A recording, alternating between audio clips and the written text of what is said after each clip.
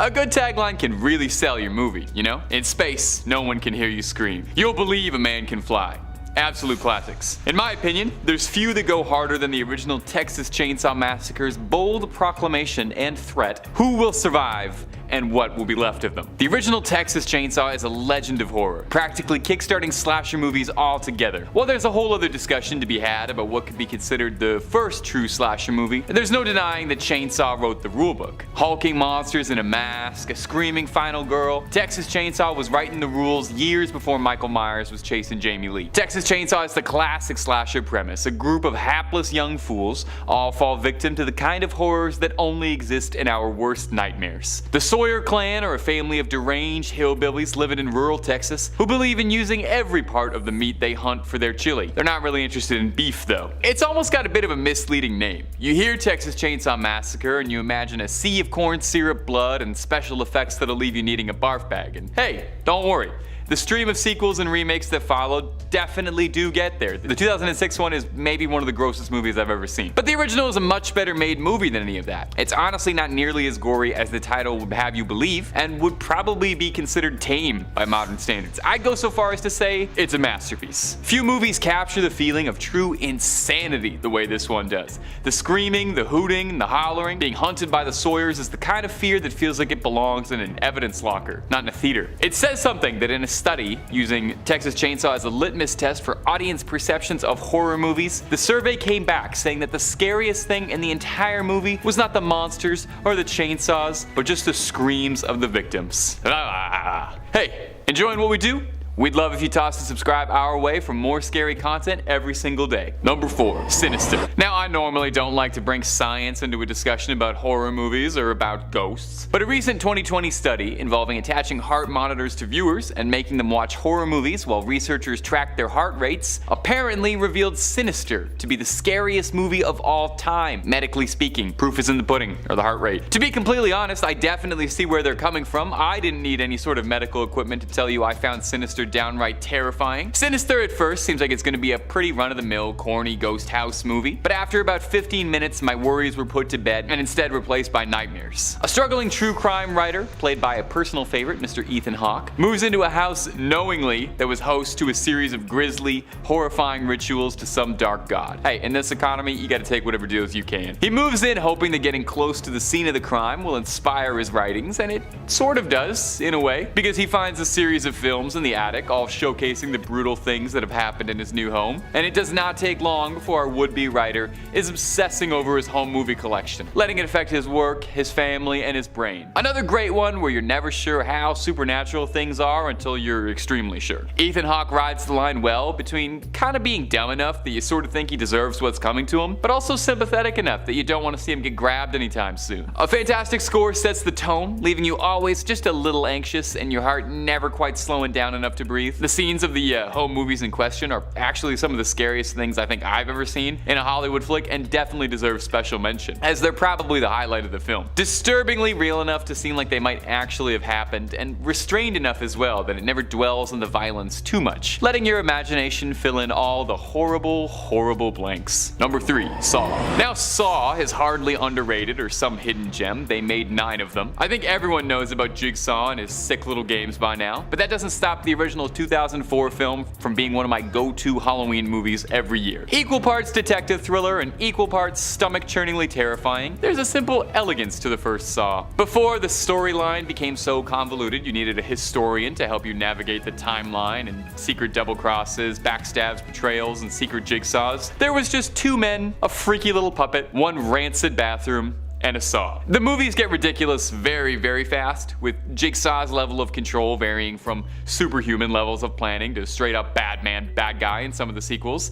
And the first is like that too, but there's something so terrifyingly real about the first one, you know? It feels like the worst intrusive thought you could ever have. Imagine someone had been stalking you, making a list of your wrongdoings, and wanted to test if you truly appreciated your life, if you'd be willing to fight for it. As a kid, even though I knew he was a fictional character played by a guy who's actually pretty nice in real life, I was terrified that one day I would wake up chained to a radiator, hear that hiss and crackle of the TV static, and see that evil little puppet grinning up at me. The first movie cuts all the fat, pun intended, and gets in good as you watch Jigsaw's two victims descend to madness at a breakneck pace when they realizes the consequences are more dire than they could have ever assumed, and there isn't a way for either of these men to leave in one piece. It's gross, it's lowbrow, it is absolutely edge of your seat horrifying. I think the first one has one of the most off-putting atmospheres I've ever seen in a horror movie. Every inch of that set just looks like it was abhorrently rancid. It looks like it's not even safe to be breathing in there. It just feels jagged and sticky, you know? Like you gotta take a shower after watching. Number 2, Hereditary. Now, it would not be a scariest horror movie list without Hereditary. Hereditary, to date, is the only movie I thought, hey, I might have to walk out of this because I genuinely don't think I can take what's happening. Now, the more likely scenario is that I'm a massive wimp, but the other very likely possibility is that this movie is just gut-wrenchingly terrifying. Hereditary tells us the story of a doomed family seeking to uncover and hopefully break the generational curse placed on them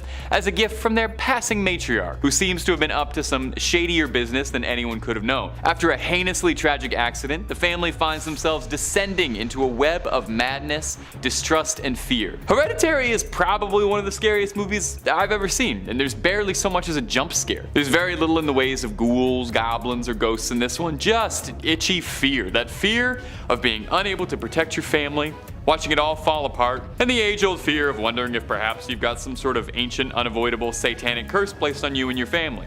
You know, regular stuff. The movie builds agonizingly slowly, leaving you waiting and wondering the entire time if there really is anything supernatural happening or if you're just driving yourself mad wondering while you watch. If you like a slower burn kind of horror movie, then Hereditary is perfect for you. It's full of the kind of nightmarish imagery that isn't leaving you anytime soon, and that's where it scares best, showing you something for just a second or two that you would never want to see in your life, ever, not dwelling on it too long, but just enough to stick in your head like a bad dream, and then appear in your bad dreams every night thereafter. Number 1, Halloween. Okay guys, I'm gonna come clean, I'm gonna be honest. This whole channel is all just a big ruse for me to talk about the Halloween movies. All the other videos are nothing more than a facade for my real goal, to talk about Michael Myers and his sometime sister Laurie Strode. The Megalodon? Ghosts? Aliens? All my lesser muses. Compared to some other entries on this list, or even its many sequels, the original Halloween is downright tame in terms of blood and gore. In fact, there's actually barely any blood and no gore. A stark contrast to Rob Zombie and David Gordon Green's approach to the boogeyman. The original really focuses on the cat and mouse game between the Shape and his obsession, Laurie Strode. Most horror movie protagonists, usually the protagonists, have condemned themselves to some karmic fate. Like I mentioned, the guy from Sinister chose to watch all those scary tapes. The counselors who venture to Camp Crystal Lake every year, despite the warnings, it makes us, the audience, not really feel bad for what's about to happen to them because we know they sealed their doom. But Laurie Strode is a completely innocent bystander to all of it, who just has the unfortunate stroke of bad luck of just happening to be the wrong person standing in the wrong place when Michael sets his eyes on her, spurring a 4-decade-long obsession. That terrifying implication that it could happen to anyone, that the boogeyman could be behind you at any time, making you his next victim solely because you were in the way. Some horror movies from the 70s and 80s start to show their age, but masterful film work like Halloween doesn't. The way the camera lingers on Michael with that haunting synth soundtrack still riles me up to this day. That tension in the air when Michael starts to go after Laurie's friends, first disguising himself in that ghost sheet.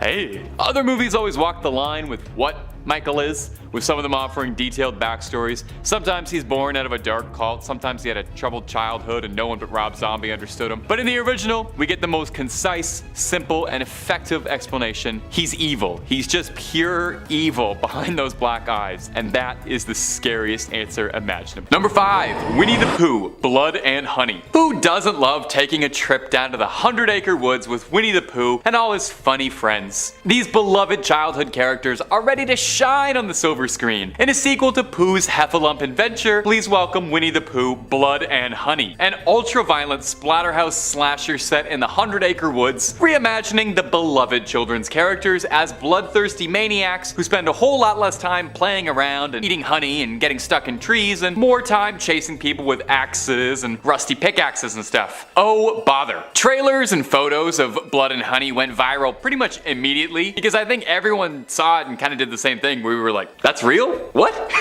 Yeah, it is. Copyright law and public domain is a wild, wild thing. Winnie the Pooh is public domain, so you watching at home, if you want to make your own Winnie the Pooh movie, this is my invitation. You go right ahead. So here we are. We have an ultra-violent Winnie the Pooh movie. Something absolutely no one was asking for, but I'm glad we have anyway, because at the very least, I can't claim to have ever seen a movie like this, really. And you know what? Credit where it's due, it does actually look pretty unnerving. Pooh looks the most terrifying he ever has, a far cry from all of our nice memories of him. Piglet as well has gone from like a cute little cutie to like a hillbilly horror. Eeyore, my favorite, he's not around because if the plot summary on IMDb is anything to go by, Winnie the Pooh ate him.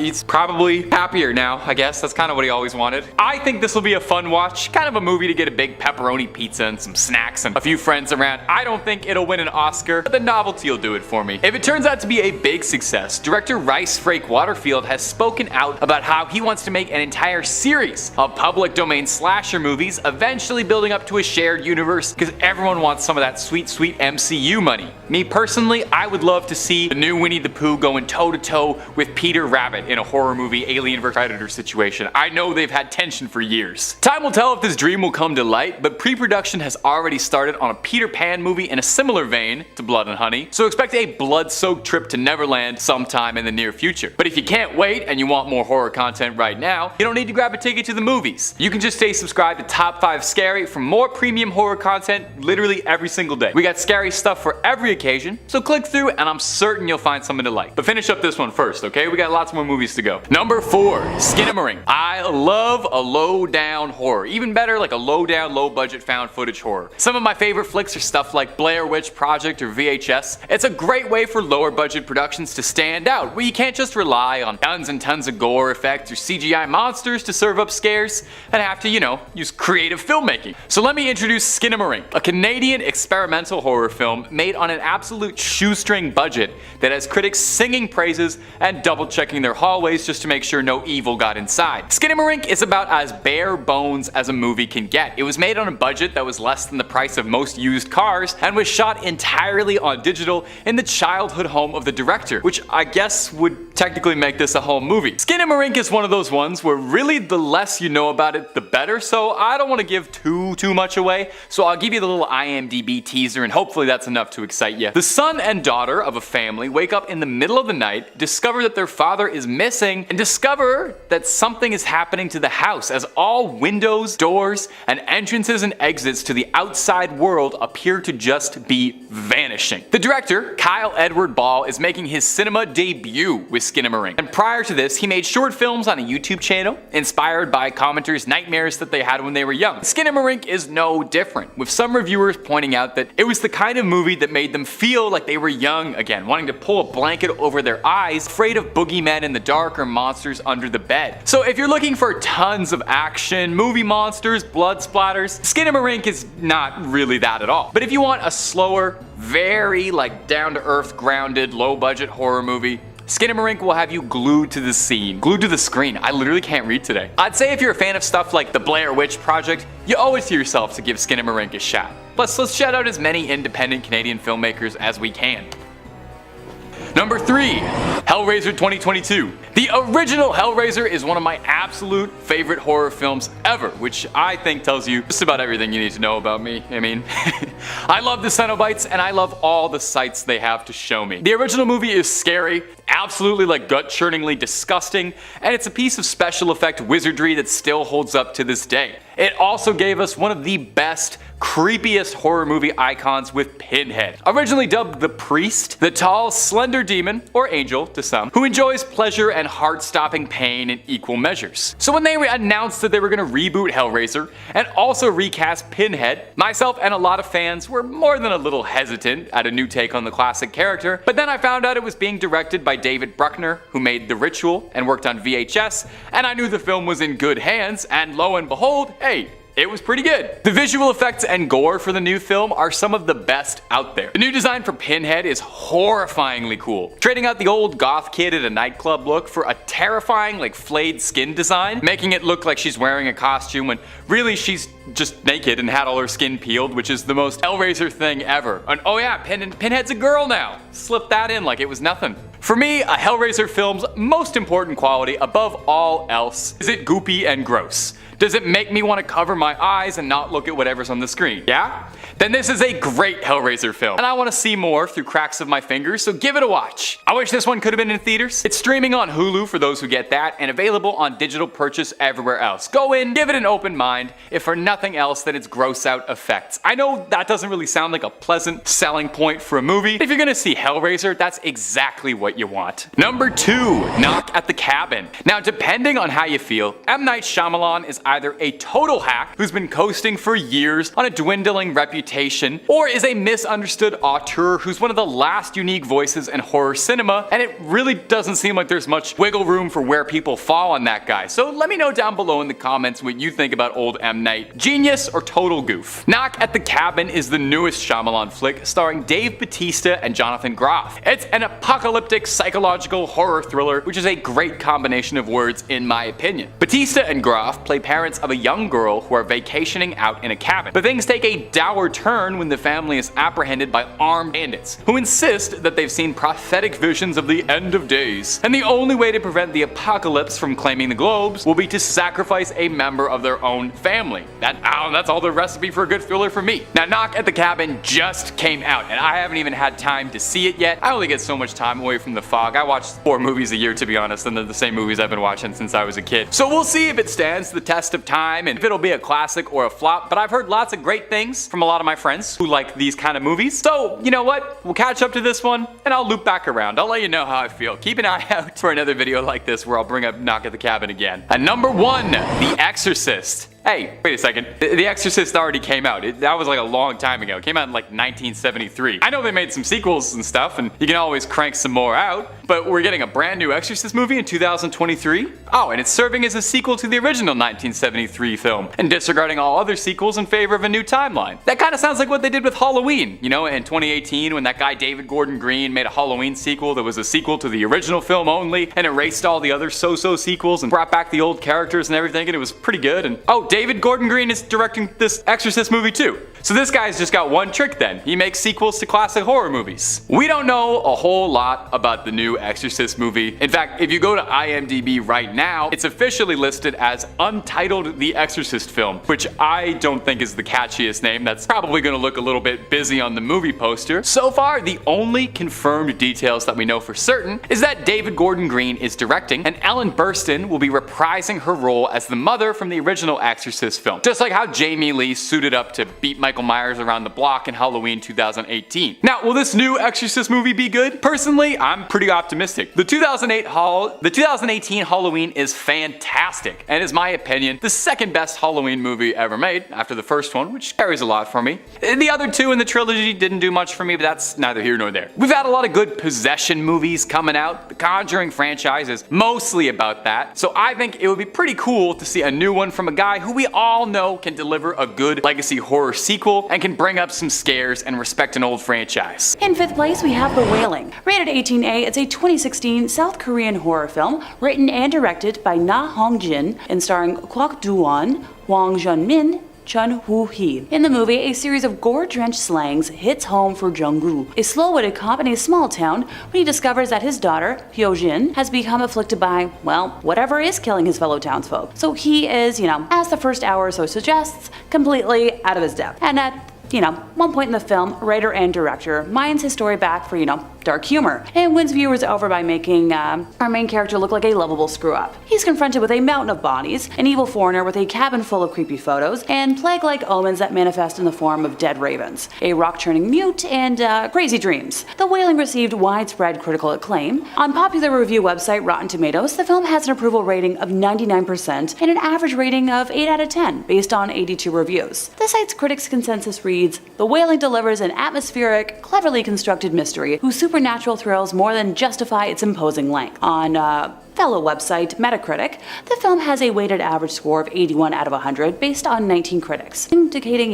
universal acclaim. It was released in South Korea on May 12th of 2016. The film was shown in the out of competition section at the Cannes Film Festival in France on May 18th and was released in the United States on May 27th. It was then released on Netflix at a later date, but it has since been taken off the streaming service. Well, if you'll excuse me, this sounds like something I should perhaps watch, maybe even tonight. In fourth place, we have Repo the Genetic Opera. Call me biased all you want. This beloved train wreck and its sequels are some of my favorite comfort media watches. Where the heck else am I going to see an ensemble like Paul Sorvino, Paris Hilton, Anthony Head, Sarah Brightman, Ogre, Alexa Penavega, and Terrence Dunnock all in the same place? It's like a Tumblr fanfic mess come to life. Oh, and if you didn't gather from the title, it's an actual genuine opera, so it's entirely sung. The movie takes place in the mid-21st century, when an epidemic of organ failures leads to the rise of GeneCo, a company providing transplants at a great price. And by mid-21st century, I mean 2056 to be exact, so a little over 30 years from now. Those who miss their payments become targets of GeneCo mercenaries, who repossess the organs. The CEO of GeneCo, Roddy Largo, discovers he is terminally ill and is adamant that his offspring aren't worthy heirs to his fortune, and instead plans to give his entire fortune to 17-year-old Shiloh Wallace, the daughter of his late ex-fiancée, Marnie.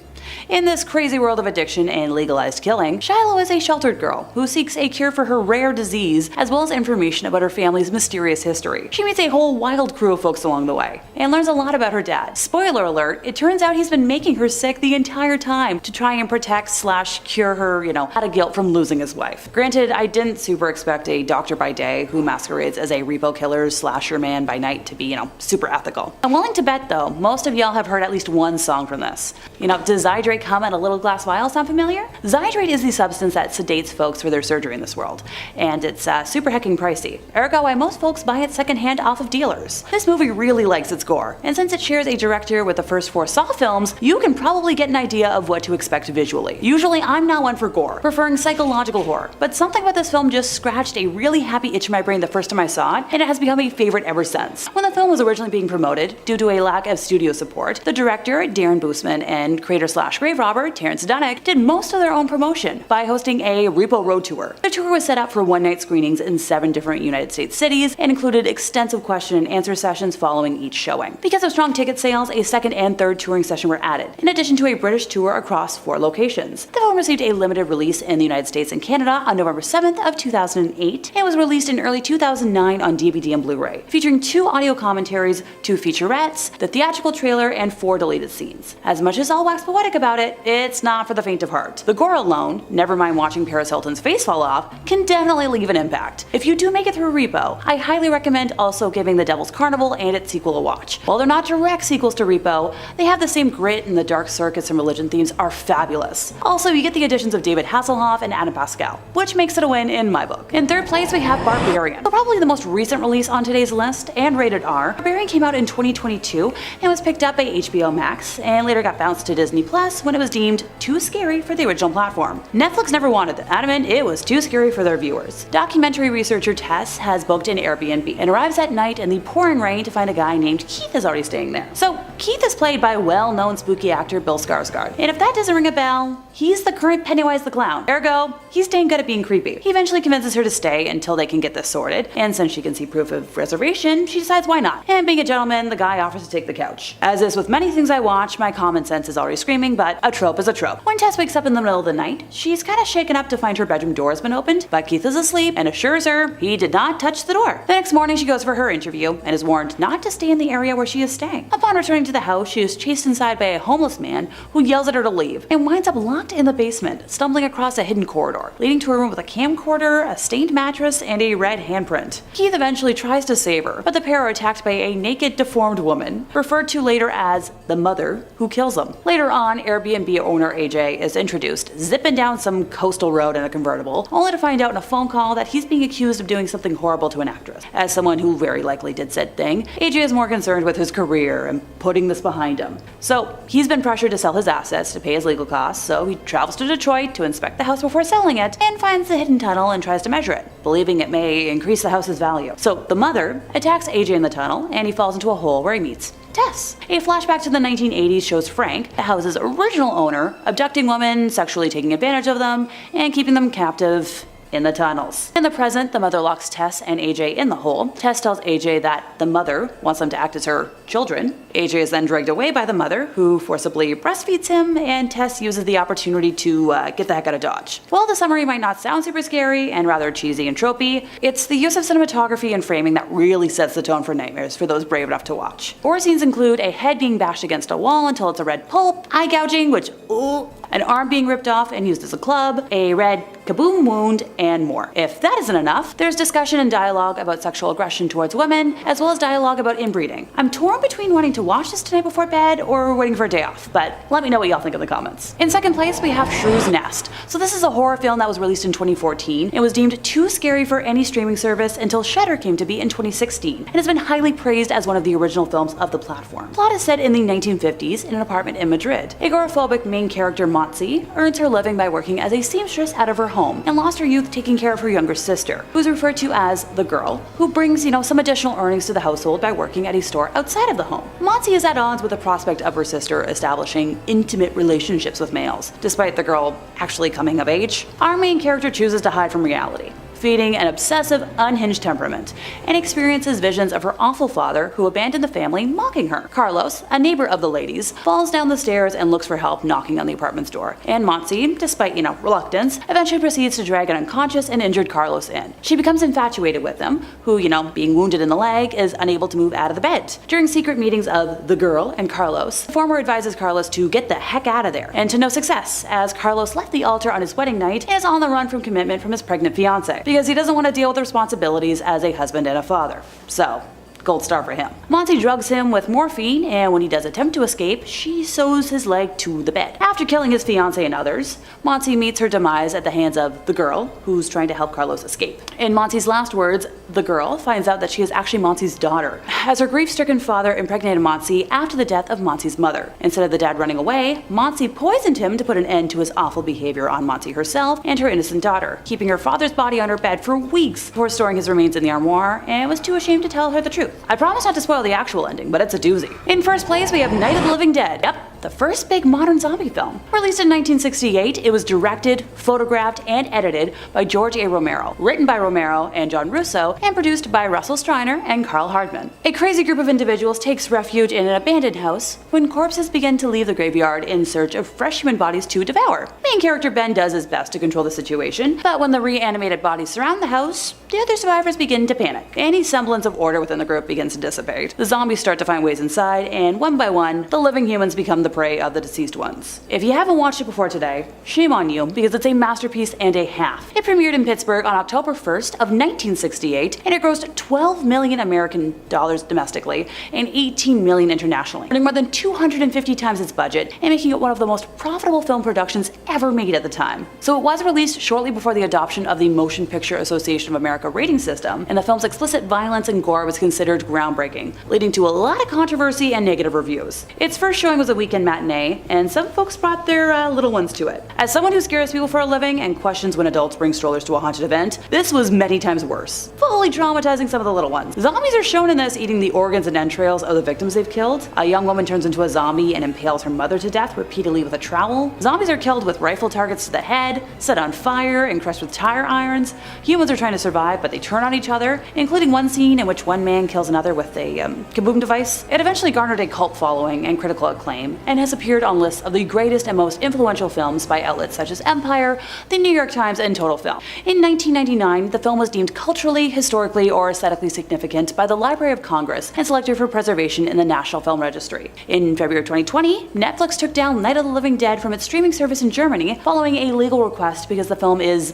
banned in that country. And that brings us to the end of our time, and I'm feeling the need for a Terrence Dunick triple feature tonight. Who needs sleep when that's an option? At number 5, Insidious The Red Door. Standing as the 5th installment to the bone-chilling Insidious franchise, The Red Door acts as a conclusion to the Lambert family saga and their never-ending struggle with the Further and the many demons that inhabit the realm. The 2023 supernatural horror film has sent shivers down the spines of audiences, cementing its status as a terrifying addition to the Insidious franchise. Directed by Patrick Wilson in his directorial debut, this movie takes horror to new heights. The film reunites fans with familiar faces from previous installments such as Ty Simpkins, Rose Byrne, and Lynn Shay. The storyline takes place 9 years after the events of Insidious Chapter 2, and follows Josh Lambert, played by Patrick Wilson, who is grappling with repressed memories of his traumatic experiences in the Further, a realm beyond our own that harbors dark spirits. His life is in disarray, with a strained relationship with his son Dalton. When Dalton begins to paint a disturbing image of the eponymous red door that leads to the Further, the horror unfolds. As Dalton delves into the world of astral projection, he encounters a malevolent spirit at his college frat party. This spirit, coupled with a YouTube video featuring Elise Rainier, a recurring character in the Insidious series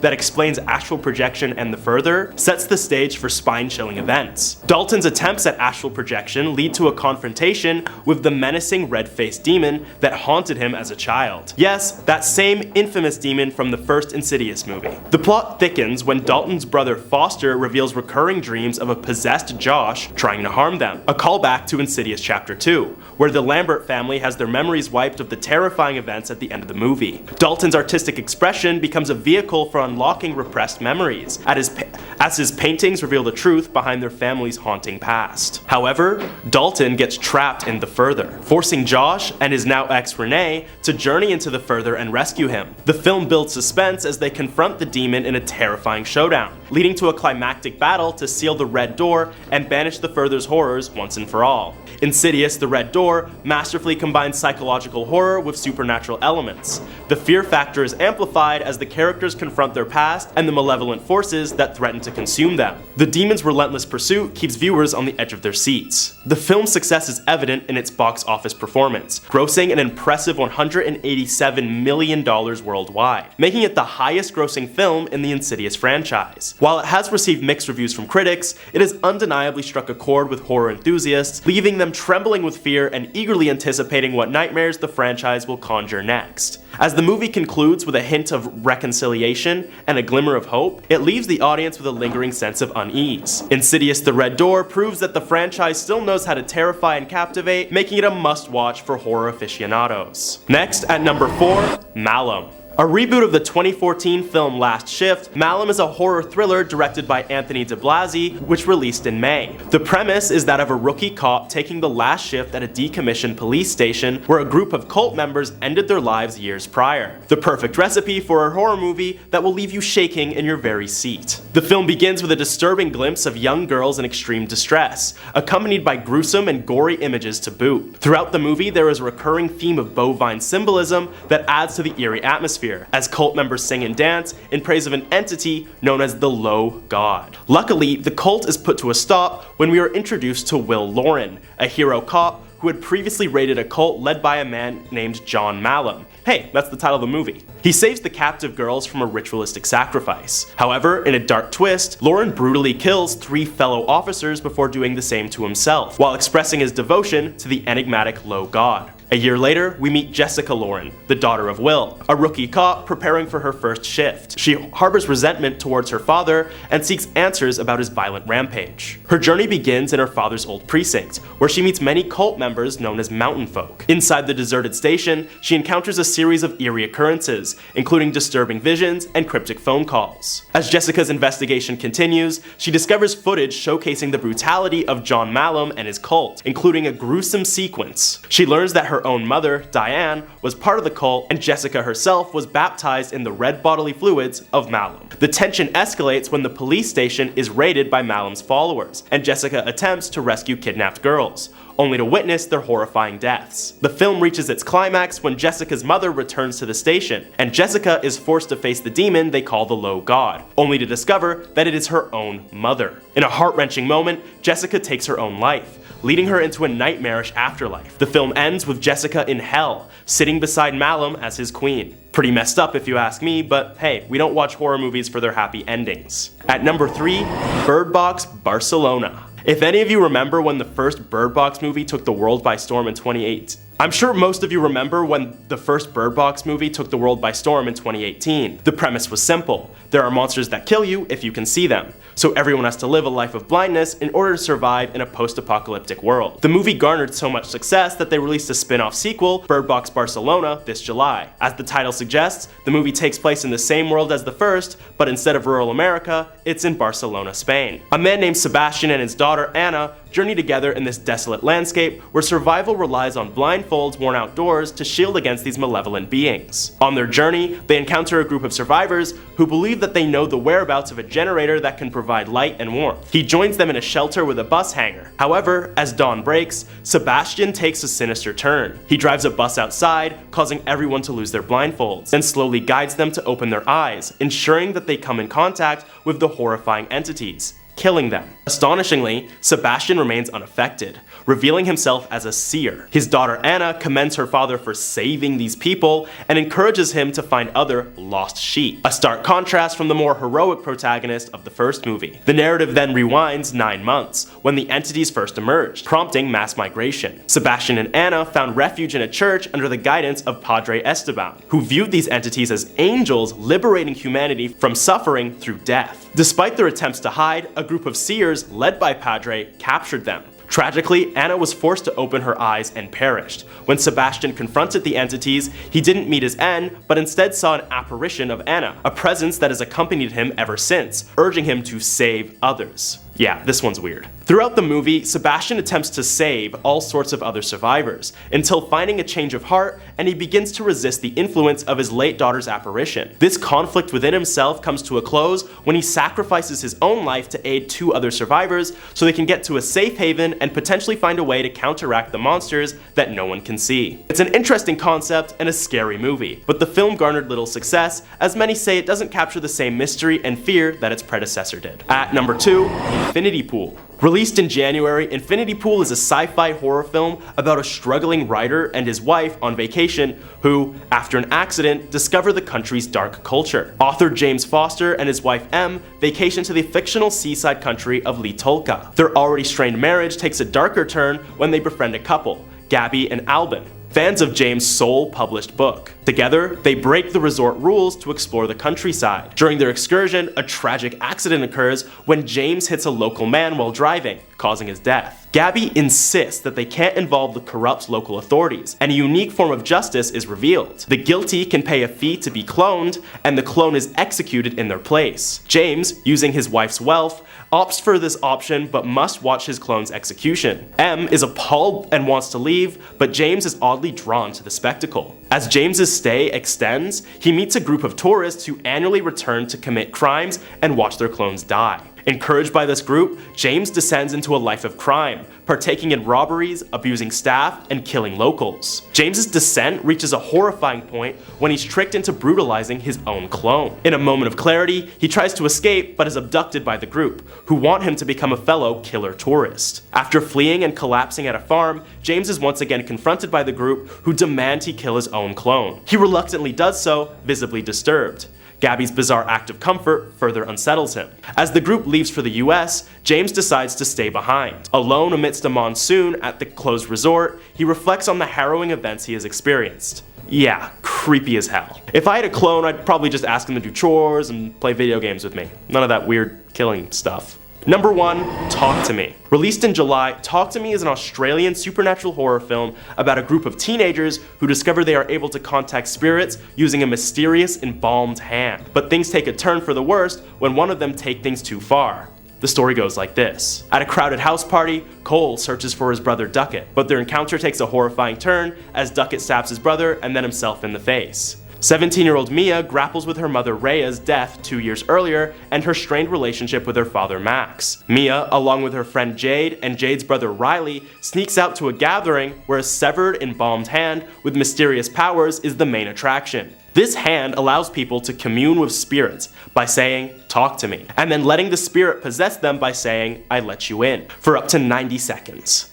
Mia is the first to try it, and she becomes possessed by a malevolent spirit with a dangerous interest in Riley. However, others at the gathering manage to sever the connection before anything terrible happens. The group gathers again the next night at Jade's house to use the hand. Riley, against Jade's wishes, participates and appears to be possessed by Mia's deceased mother Rhea, seeking reconciliation. Mia lets the possession continue beyond the time limit, and Riley's body is taken over by malevolent spirits, causing him to repeatedly harm himself. This is where things go really awry. Haunted by visions of Rhea, Mia is ostracized by Jade and her mother Sue, who blame her for Riley's condition. Mia uses the hand secretly to contact Rhea, who claims her death was accidental and that she must help Riley, who remains possessed and constantly harms himself. Rhea tells Mia that Riley must die to be set free, leading Mia to kidnap Riley from the hospital. She is on the brink of pushing him into oncoming traffic, but when Rhea insists they'll have him forever, Mia realizes the spirits are manipulating her. She steps away, and Jade arrives just in time to save Riley. Mia ends up injured on the road, and in a surreal twist, realizes she has died and become a spirit. She is drawn to another party where the same ritual with the embalmed ham has taken place. The story concludes with Mia becoming part of the spectral cycle, as someone at the new party says, "I let you in." Damn, don't mess with severed hands, I guess, you guys. Number 5 on this list is Atuk. This movie isn't one that you're going to be able to find on Netflix or anything like that, and let me tell you why. Insider says if you've never heard of Atuk, that's because this movie was so cursed, it never actually got made. Ironically, it wasn't even supposed to be a scary movie. A comedy about an Inuit hunter using traditional techniques to survive in an urban environment. It's not the movie you would immediately suspect is ripe for a cursing. Yet, many of the actors who were signed on to play the lead role have died prematurely, including John Belushi, Chris Farley, and John Candy. Actors who were cast in supporting roles weren't immune either, with Phil Hartman also facing a violent and tragic early end after being attached to the film. It's definitely a bit of a stretch to suggest that this movie was somehow involved in the deaths of these actors, but it is quite an incredible coincidence that they all met an early demise after getting involved. In any case, it's certainly interesting that multiple attempts to develop and produce this movie have never come to fruition. I think it's also certainly interesting that people who keep trying to make this movie keep freaking dying. Like, why is this happening? I understand that it seems like a bit of a stretch to say this movie has anything to do with it, but what the heck else could it be? How many times did just a bunch of people start doing a thing and dying right when they start it? Like, I feel as if this doesn't happen that often, guys, and somehow, some way, this movie or maybe the script has something to do with it. Maybe the director or the producer or the writer of this movie is cursed, and that's why they were never able to actually get it done. Rest in peace to everyone who tried to make this thing. I'm sure it would have been a funny movie, but I think it's best for everyone involved if we call it quits before more people end up getting hurt. Number 4 on this list is The Conjuring. They haven't been able to make a movie in this series yet without something going wrong. Insider says pretty much every movie in the Conjuring universe has had some spooky happenings on set. Based loosely on the real experiences of paranormal investigators Ed and Lorraine Warren, all Conjuring movies were absolutely terrifying. There have been so many reports of strange and paranormal happenings on the sets, it's hard to pick just one.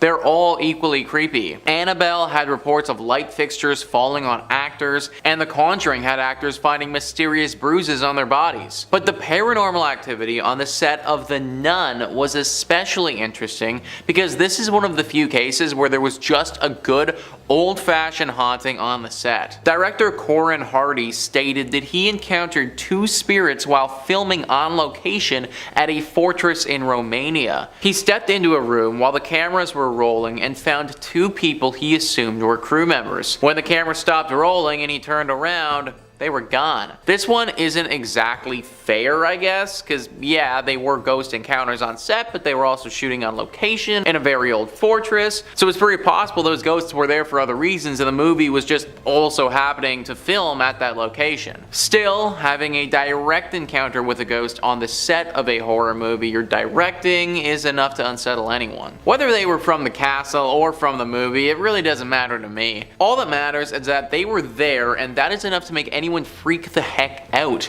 Next time you watch the Conjuring movies, you can walk into it knowing that there was also something else afoot other than the spooky stuff on screen. Number 3 on this list is Poltergeist. Of course, one of the scariest horror movies has one of the scariest sets.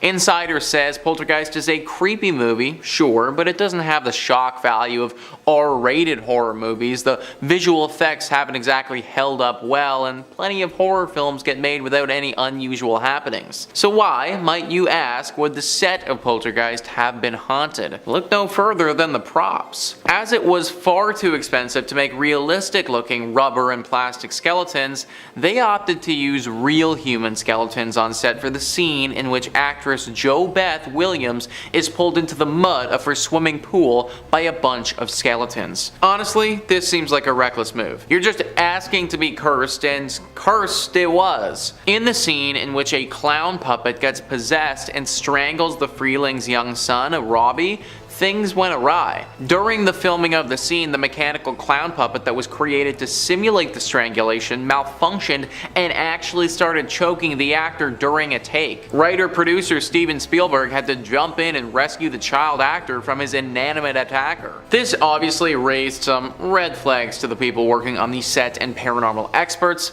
but rumors really started spiraling when several of the people who worked on the film died pretty much right after they were done filming. 2 of the cast members from the original died right after they finished the movie, and then 2 more cast members died in a similar timeline after filming the sequels. Nowadays, people are scared about making another sequel because of whatever it is that's going on. Maybe it wasn't just a mechanical malfunction when that clown started going off after all. Number 1 on this list is The Omen. This movie was just doomed from the start. Screen Rant says, The Omen is yet another film that is notorious for having a haunted production. To start off, the original star of the film, Gregory Peck, and executive Mark Newfield both traveled in planes that were struck by lightning. Peck then shot himself in the head a few months before shooting was set to start. One scene was filmed at a zoo, which focuses on the reactions of baboons. The baboons were so wild that an animal trainer had to be brought on set, but the animal trainer died the next day after a tiger got hold of his head. One of the special effects technicians named John Richardson got into a car accident about a month after the film was released, and while he survived, his passenger Liz Moore was beheaded. What the heck? It seems like everything that could have possibly went wrong did in fact go wrong for this movie. Like, we had multiple people who didn't even make it to the set for multiple reasons. I personally have never seen The Omen before, so if you've watched it, please let me know in the comments. What the heck was it about this movie that would have set something off? And was it clear that something was wrong while you were watching the movie? I'd love to hear it. Number 5 on this list is The Crow, a 1994 gothic horror superhero movie that's earned quite the cult following since its release. Similarly to some of our other entries on this list, it had one of the most tragic filming processes ever. Slash Film writes, The Crow had a slow and rocky production. According to Cursed Films, during pre-production, a mysterious figure called the offices and left a voicemail asking production to stop. This was followed by multiple tragedies. An electrician was badly burned, others were injured, then Lee died as the film was finishing filming, shot by accident when a prop gun malfunctioned. Since the film was late in production, the person responsible for handling weapon safety wasn't around to supervise the scene and wasn't able to ensure that all props were safe to use. Lee's scenes were completed by using a mixture of body doubles and then revolutionary CGI, but the film kept that charged and sad legacy, which has become impossible to separate from the story itself. Who was that mysterious figure, and how did they know something bad was gonna happen? People have speculated that the phone call that was made was from a spirit from the other side. They believe that by going against the spirit and not doing what it said resulted in the tragedies that occurred. This could also be the curse that affects you if you watch this movie. A few people have reported getting a strange call a few days after seeing this film from an undisclosed number. The phone call will start super weirdly and will eventually tell them to stop doing something in their life. Just like what happened with the movie, if they continue to do whatever they were told not to, bad things will occur. Number 4 on this list is The Innkeepers. The Innkeepers is a really interesting one. You see, this movie is cursed based on where it was shot. Slash Film says, interestingly, West, who was the director of the movie, decided to make the film after hearing that the hotel where his crew stayed while shooting his previous film, The House of the Devil, was haunted. Well, the hotel that inspired the film is actually in the film, said West in an interview with IndieWire. The staff at the hotel believe it's haunted. The whole town believes it's haunted, so it has this kind of mystique quality to it. While West said that he's a skeptic and doesn't believe in ghosts, he and the cast lived in the hotel for the duration of the shooting, and he did see some doors opening and closing and TVs turning on and off, and mentioned that everyone who was sleeping there had very vivid dreams. Sarah Paxton, the star of the film, said that at nights her door would also violently fly open. It might just be because this is a scary movie and people get scared, but some people have reported similar occurrences happening in their home after they watch this movie, as if the haunting that happened at that hotel where they shot it somehow comes into the space where the movie is played. I'm not sure how much of this one I believe, but they did film it at an actual haunted location, so you never know. Number 3 on this list is Rosemary's Baby. One of the scariest movies of all time, might be one of the most cursed of all time, and this curse might even affect you when you watch it. Slash Films writes, at a party, the film's composer, Christoph Komeda, fell off a rocky slope and into a coma that he never recovered from, similar to the actions that the witches take in the novel to get rid of Rosemary's friend. Then there's also the story of Sharon Tate, Roman Polanski's wife. Reportedly, Tate auditioned repeatedly for the role of Rosemary, which ended up going to Pharaoh. She makes a background appearance in one of the film's scenes. While the film was still in theaters, Tate was killed in her home by followers of Charles Manson. At the time, she was pregnant. All of these events stoked the fear and the interest of the public, giving the film a bump in popularity and an infamous reputation. Levin himself said that he had mixed feelings about the film, claiming that while it gave him access to exclusive literary circles, it also helped popularize the occult and Satanism, which was prevalent during that time period. There was obviously something going on with the creation of this movie, and people believe that it can also be passed over to the viewer. Clearly, tragedy was involved when this movie was being made, and some sort of spirit or some sort of demonic omen was afoot. That tragic luck will, in rare cases, come in the form of a curse to somebody who watches this movie. This could all be fake Reddit stuff, but there was a story of how somebody watched this movie and then 9 days after doing so, while on a hike with their family, fell off of a rocky slope and got put into a coma, just like what happened to Komeda. Maybe this was a coincidence, maybe this wasn't even true, I'm not really sure. All we can say for sure is that something haunted the actual production of this movie, and I don't think it's that much of a stretch to think that that haunting could continue to those who watch this as well. In at number 5 we have The Descent, 2005. First up, we have The Descent, a British film from 2005 about a caving exhibition. We follow a group of 7 women exploring a cave that's never been explored before. The only way out of the cave is through it, so they travel deeper and deeper until they're trapped deep underground. We watch as one by one they meet a horrible fate, some accidental climbing mistakes, others descending into madness. They soon find out they are not alone in the cave and are being pursued by terrifying hordes of crawlers, what we might today call Wendigo. They are a race of cave-dwelling humanoids who have adapted to near-constant darkness and lost any previous trace of humanity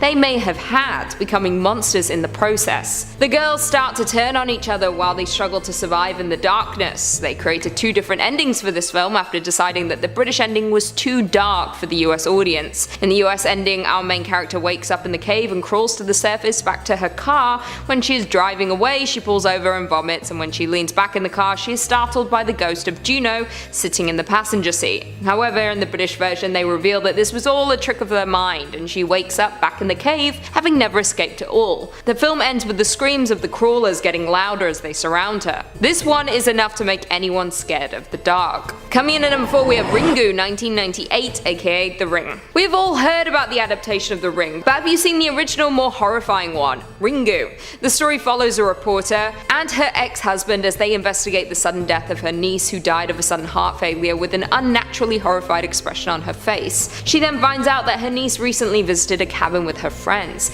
Each of them had died the exact same way on the exact same night. She visits the cabin to find out what could have caused them all to die so suddenly when she finds the unlabeled tape. After watching the tape, she understands that they had all been cursed as she was now. Things become more tense when Reiku's young son watches the tape, starting the 1-week countdown before he too dies. She has to break the curse or she and everyone she cares about will die in less than a week. Their discovery takes them to a volcanic island where they can discover that the video has a connection to a psychic who died 30 years ago and her child. In the end, they discover that the only way to break the curse is to copy it and show it to someone else, passing it on to them, dooming them instead of you. It's a good thing no one has a VHS player anymore. In at number 3, we have A Nightmare on Elm Street 1984. This one is sure to keep you up at night. A Nightmare on Elm Street follows a group of teenagers battling a killer who attacks in their dreams. We follow Nancy and her friends trying to figure out why they're being hunted and how to stop it. This was our first introduction to the infamous Freddy Krueger, a killer who is badly burned all over his body. He uses a gloved hand with razors to kill his victims. Nowadays we all know who Freddy Krueger is, but in 1984 a killer who hunts you in your dreams was truly terrifying. Nancy has to struggle to stay awake throughout the filmmaking, depending on caffeine to keep her awake for days on end. They slowly discover that they are being hunted due to their parents being involved with Freddy's death. Nancy's mum revealed Krueger was an insane child murderer who had been released on a technicality and then burned alive by parents living on their street seeking vigilante justice. They attempt to bring Krueger out of the dream so they can kill him in the physical world. Could you stay awake for 7 days to avoid Freddy? I couldn't. In at number 2 we have Psycho 1960. This was the original slasher film. When Psycho premiered in 1960, the audiences were screaming in horror. They could not believe their eyes. It took the world by storm and instantly became a classic for horror lovers. Alfred Hitchcock wanted to shock audiences and do something no one else had ever done before. The audience were horrified that Marion Crane, the main character, had been so brutally murdered. Never before had a main character died in a film, and here she was stabbed repeatedly within the first 30 minutes. Hitchcock even received an angry letter from one man claiming his daughter is now refusing to shower thanks to this film. The film continues when Marion's sister starts to wonder where she is. Marion had stolen money from her previous job and was hoping to make a new life when she stumbled into the Bates Motel. Lila hires a private detective to look into the disappearance, but once he goes to the Bates Motel, he too never returns. When Lila and her partner Sam go to visit the house, they see Norman Bates in the window. They go to the police to report all of the mysterious disappearances, where they are told that Norman's mother, has been dead for 10 years. Later it is revealed that Norman Bates had multiple personalities and had been acting as himself and his mother since her death, killing unsuspecting women who visit the motel. It might not seem like much now, but this film was as terrifying and horrific as films came in the 60s and paved the way for the horror genre. Freaked me the out. I saw it at 4. Accidental. Number 5, Fresh. I decided to start this list off light, so obviously a movie about a human meat business. Fresh. The movie opens up to Noah on a date with a seriously insufferable man, like the thin scarf and everything. Noah later meets a guy in a grocery store, Steve, and they hit it off immediately. Ironically, there's actually a fresh meat sign hanging right over the scene, which, you know, it's not funny, but it kind of is. Anyway, the two end up going on a date where the pair get to know about each other. Family, friends, connections, people who would go searching for her, you know, date topics. The pair strike up a fast and intense romance, and in just a couple of days, Steve invites Noah on a vacation to a surprise location. Noah hesitantly agrees, and they leave. Noah only tells her close friend that she's going, but Noah doesn't even have an address to give her because, hey, it's a surprise. Steve and Noah drive for hours. Noah notices how far they're going, but doesn't mention any discomfort. In fact, she even gets an address to where they're going, which she tells her friend. Steve tells her that they're going to stop at his house for the night and finish the drive in the morning. They arrive at Steve's desolate modern house, where Steve pours Noah a drink. Noah asks for the Wi-Fi, saying there's still no service, and Steve answers, "It must have gone out again." What?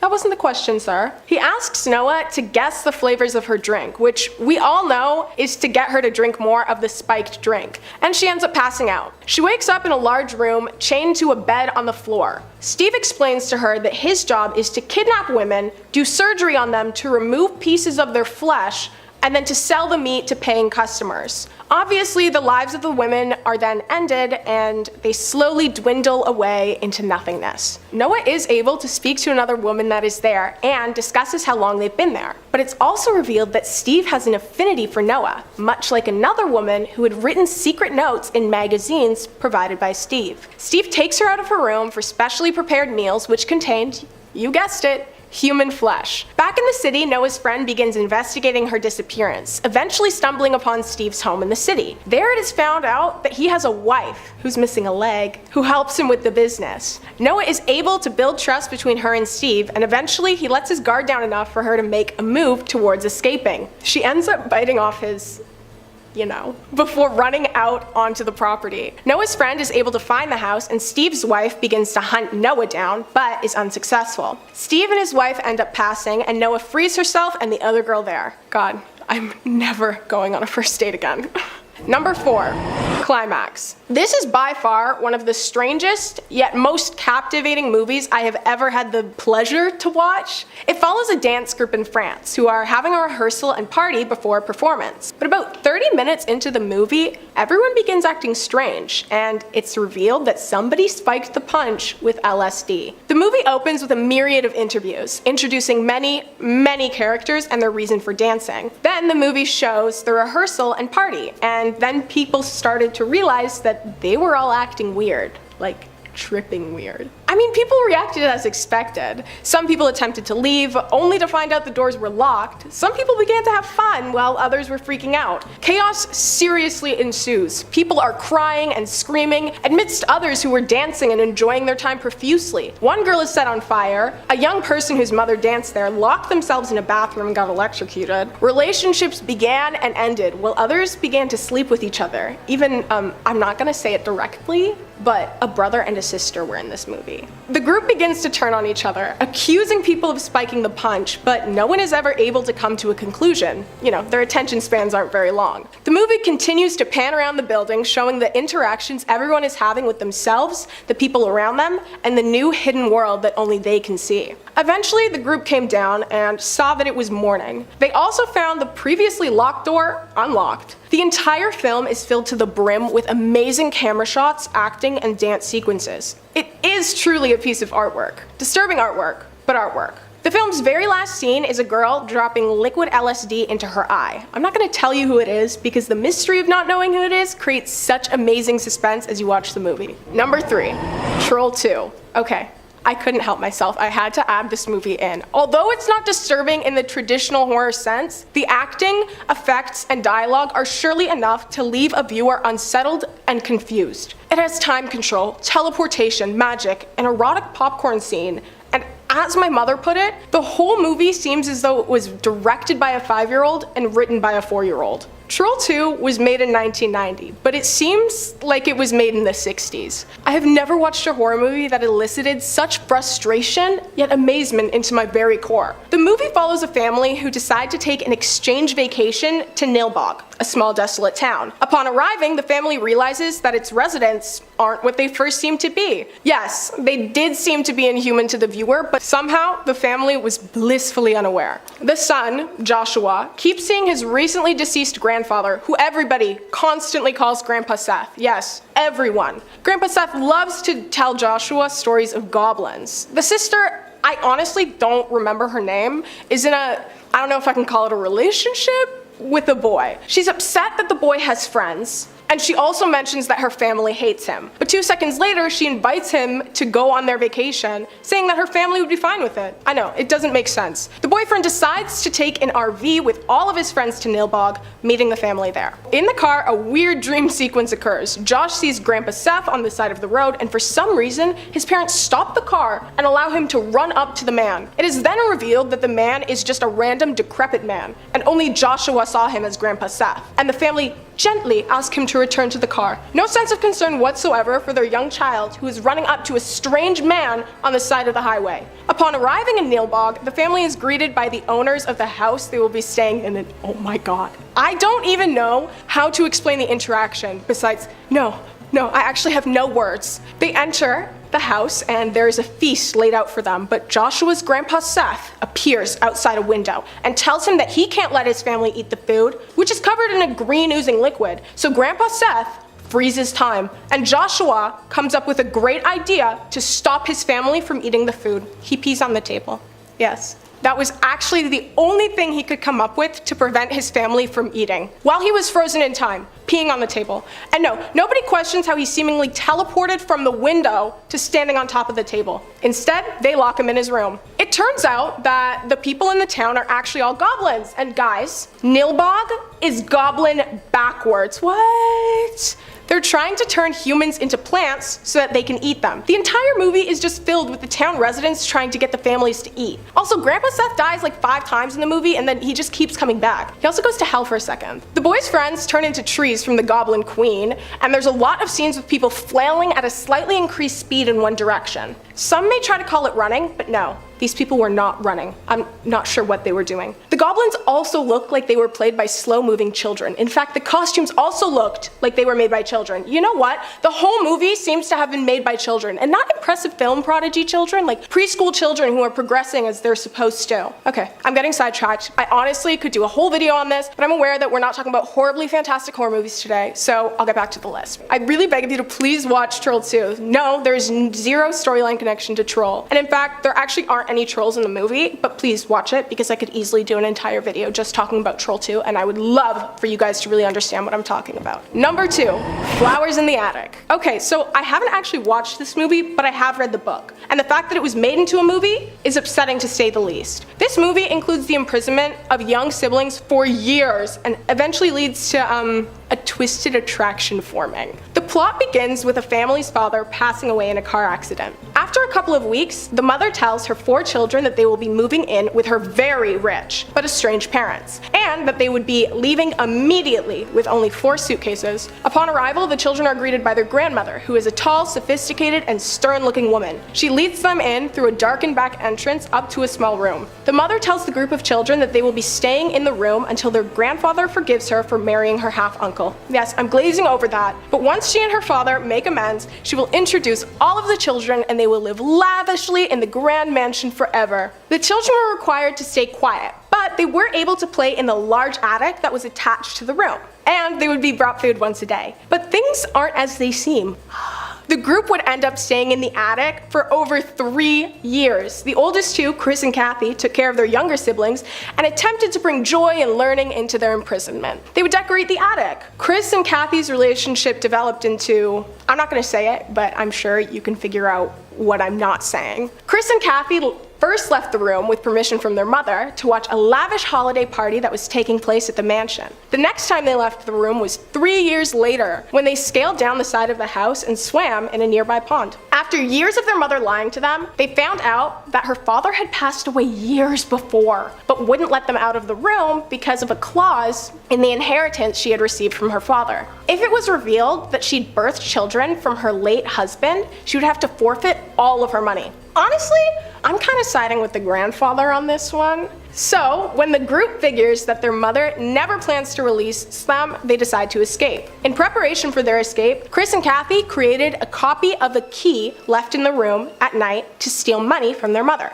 Most of the children do manage to escape, and this leads into the 8-book series. Yes, there are 8 of these books. I would love to say that I wouldn't recommend them, but the writing is actually really good. Number 1, Human Centipede. Yeah, I know everyone is expecting Human Centipede, but that's just because it's Human Centipede. It's so upsetting, it's so disgusting. I don't even want to talk about it. You know what? No, I refuse. I'm changing my mind. I'm not gonna talk about it. And honestly, I don't even think I can on this channel.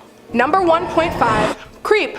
Yeah, this movie is disturbing. Never have I ever watched a movie that left me with such a disgusted, sinking feeling. Creep follows an amateur filmmaker, Aaron, who was hired to film a documentary for a man who is dying of a terminal illness and wanted to leave something behind for his son. Aaron drove out to a secluded house in the woods to meet Joseph, the man, and Joseph starts off his documentary strong. He asks Aaron to film him in the bathtub, scrub-a-dubbing and speaking of how sad he is that he will never meet his son. Then Aaron is scared by a realistic wolf mask, which Joseph tells him is named Peach Fuzz. Yes, Aaron stays. Then the pair go on a walk through the woods, alone, and Joseph keeps sneaking up and scaring Aaron. But it kinda seems like Aaron is warming up to Joseph. Joseph claims he just has a weird sense of humor. The two go to a diner and share a dinner that quickly turns very strange. Yes, even stranger. Joseph confesses that he had taken photos of Aaron before they had met, and that he had an animal within who is ready to kill. Back at the house, Aaron is ready to leave, but Joseph asks him to stay for a drink, drink. And yeah, Aaron ends up staying. I know.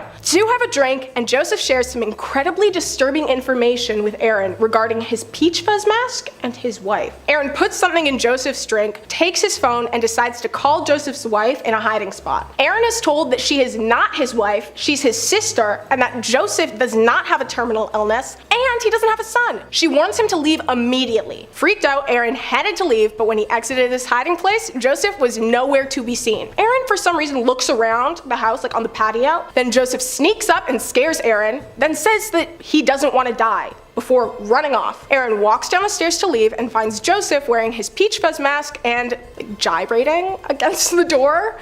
Aaron charges towards him, and then the camera cuts. We next see Aaron back at home complaining about receiving mailed gifts and videos from Joseph. Joseph sent Aaron a video of him burying large garbage bags in his yard. He sent a box containing a stuffed bear and a blade, or a stuffed wolf and a blade, and finally another video of Joseph apologizing for the first video. Aaron ripped open the wolf and he found a locket with both of their pictures inside of it. He throws everything away. The police provide no help or surveillance. One night, Aaron hears someone rummaging through the trash, and the viewers see Joseph standing at the front door. Another night, Joseph sneaks into Aaron's house and films Aaron while he sleeps. Soon after, Aaron finds another video of Joseph where Joseph explains how he found the locket in the garbage and how he wants Aaron to meet him by the lake for closure. You're probably thinking, of course Aaron won't go. No, he goes.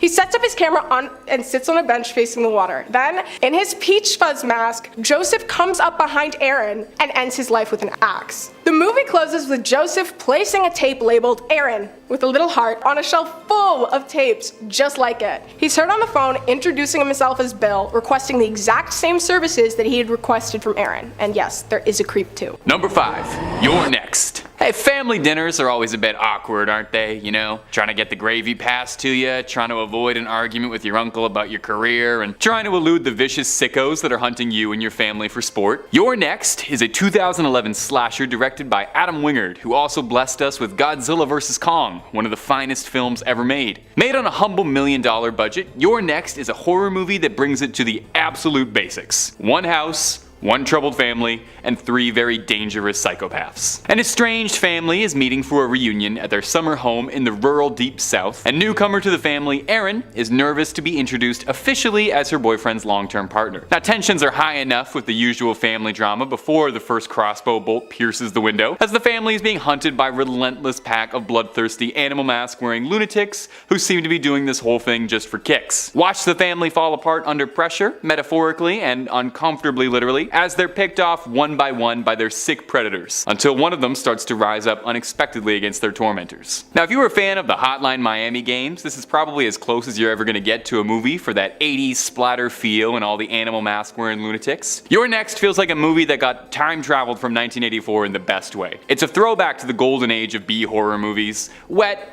gross, stupid, and in the darkest ways, really funny. This movie's almost a dysfunctional family comedy, if you can call it that. It's sinister, sick, gruesome, and hilarious, has an absolutely great sense of style, really cool soundtrack, and I guarantee you the main song from the movie is gonna get stuck in your head for weeks afterwards. Definitely check You're Next out if you're looking for some fluffy horror fun. I've got a DVD at home if you want to borrow it. Now, hey ghouls and goblins, you already know that the best place for the scary video.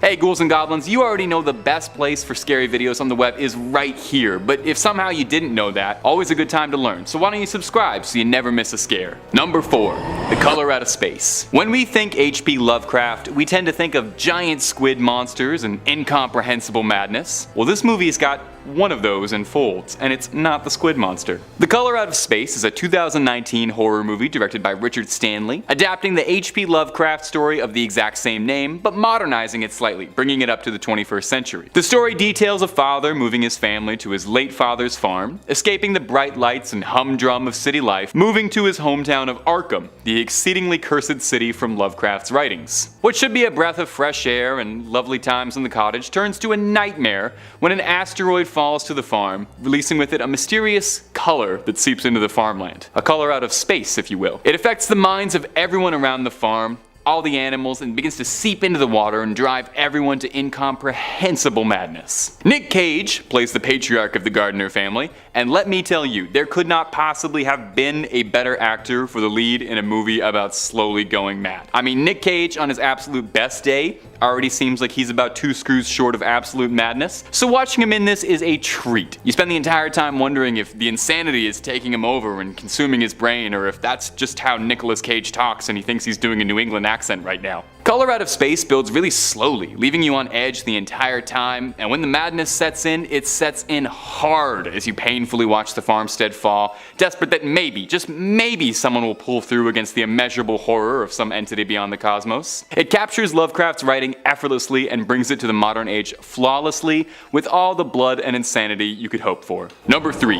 The Void. Our next entry on this list is The Void, a 2016 horror flick by Steven Kostanski, another Lovecraft horror movie. Your host has a little bit of a bias, and this one's Canadian made, so I have to include it based on that alone.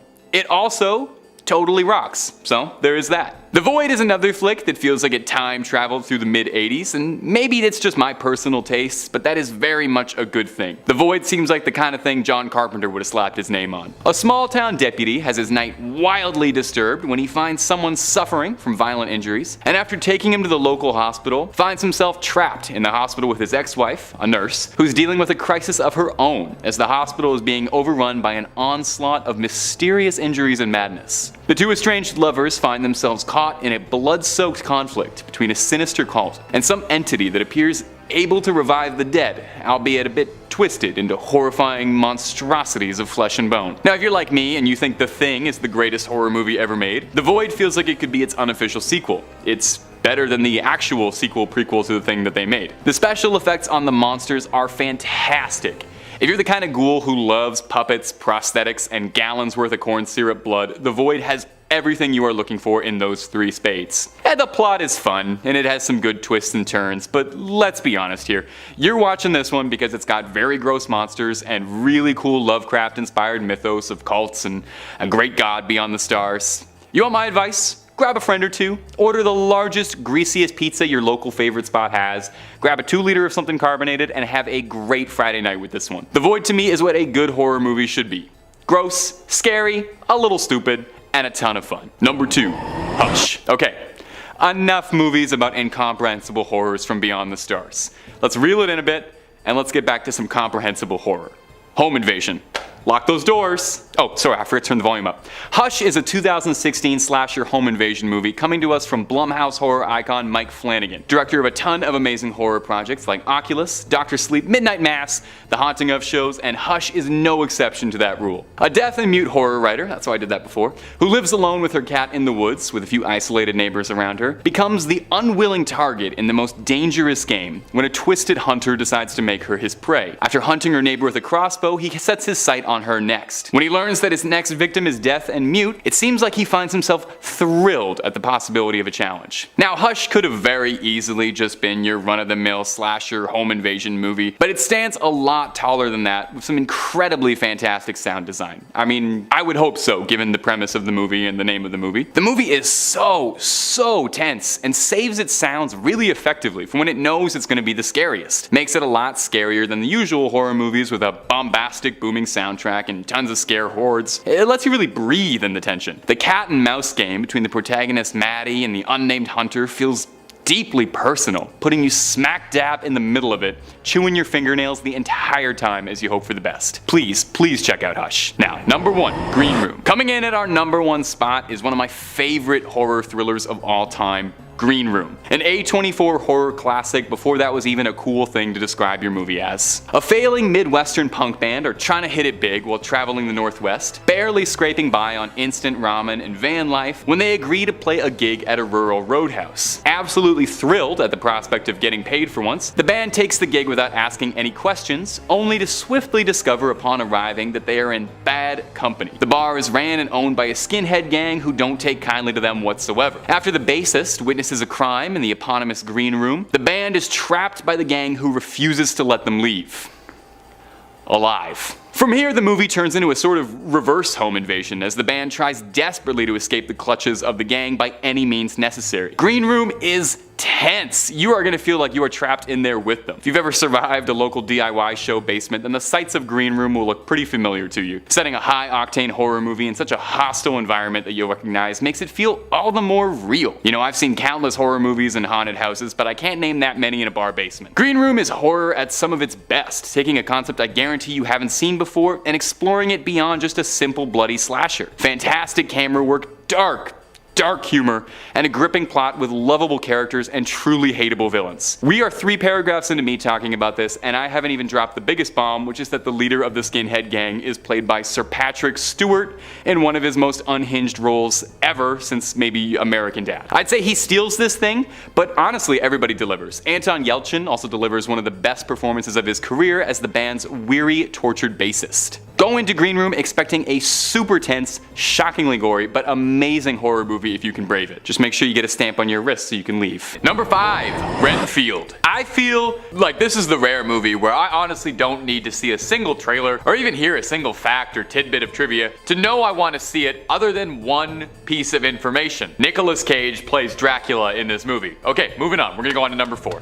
No, okay, I'll actually fill it out a bit. We'll talk about Renfield just a little bit. As if you need anything more than Nicolas Cage plays Dracula. Renfield is an upcoming horror comedy featuring the immortal Count Dracula, and I think he's played by, I don't know, some like B-movie actor or something, and his humble manservant Renfield, who's been indebted to Dracula for centuries and is growing more than a bit weary of it. The two of them find themselves in modern Louisiana, a far cry away from the Romanian castles the Count is used to, and trouble arises when his servant finds himself falling in love with a police officer and comedy ensues. Interestingly, this script was inspired by a pitch from Robert Kirkman. You probably know him as the creator of The Walking Dead and Invincible, and was adapted into a screenplay. Kirkman isn't particularly known for his comedy, he's definitely known for his violence and gore, so it's a bit of a step outside his comfort zone. Alongside Nicolas Cage in the starring role is an all-star cast of actors. Nicholas Hoult from Mad Max, X-Men, The Menu is playing the eponymous Renfield. Awkwafina is the police officer he finds himself smitten with, and we got Parks and Rec alum and Sonic the Hedgehog voice actor Ben Schwartz as a mob. Nicolas Cage in comedies is some of his best. The unbearable weight of massive talent was a real surprise hit for me. Definitely go see that. Nick Cage plays himself, it's fantastic. And if you've somehow done yourself the utter disservice of never having seen Vampires Kiss, I implore you, please go get that done. Since Nick Cage plays a vampire in that, and it's absolutely hilarious. It's one of the most insane performances he's ever given. Renfield is set to drop in April, and you can absolutely believe I will be there front row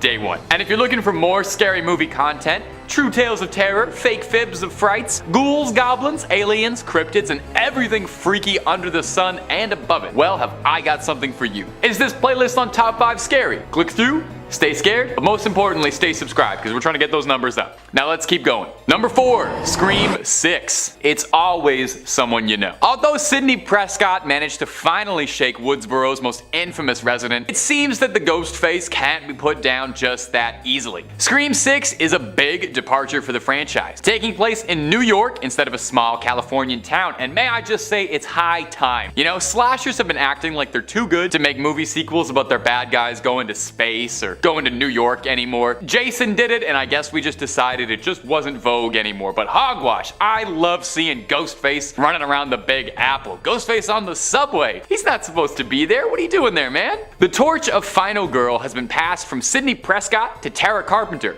introduced in the previous film and played by everybody's favorite goth girl, Jenna Ortega. Some other reprising roles include Hayden Panettiere coming back to play Kirby, a fan favorite character from Scream 4 whose death kind of left a bad taste in all of our mouths. So seeing her come back is actually super cool. There was a little Easter egg that confirmed she was alive in Scream 5, so I'm very excited to see her come back. I am a huge Scream fan if that is not coming across. We're also going to see Scream 5's protagonist Sam Carpenter return, and series mainstay Courtney Cox as Gale Weathers. No word on how horrifying her haircut's going to be. It would be a strange Scream film if it didn't have at least one cast member. Losing Neve Campbell and David Arquette definitely hurts, so one legacy member is more than enough. It's being directed by a duo of Tyler Gillett and Matt Bettinelli-Olpin, who worked together to make the last Scream movie, which honestly I thought was pretty good. I know some people had some issues with it, but I really liked it. They also made Ready or Not and had previously collaborated on the horror anthology series VHS. I'm personally super excited for Scream. Of all the slasher franchises out there, and I might land myself in some hot water with this hot take, but I think Scream is the most consistent. I think all of the Scream movies are pretty good. Even the worst Scream movie, Scream 3, is still like leagues better than most of the Halloween or Nightmare on Elm Street sequels. ridiculous. I just love Ghostface. I love that little goof. Although the loss of Wes Craven is definitely felt deeply, the previous film left me as a fan feeling like the series was being taken care of. The meta commentary was top notch, the scares were blood curdling,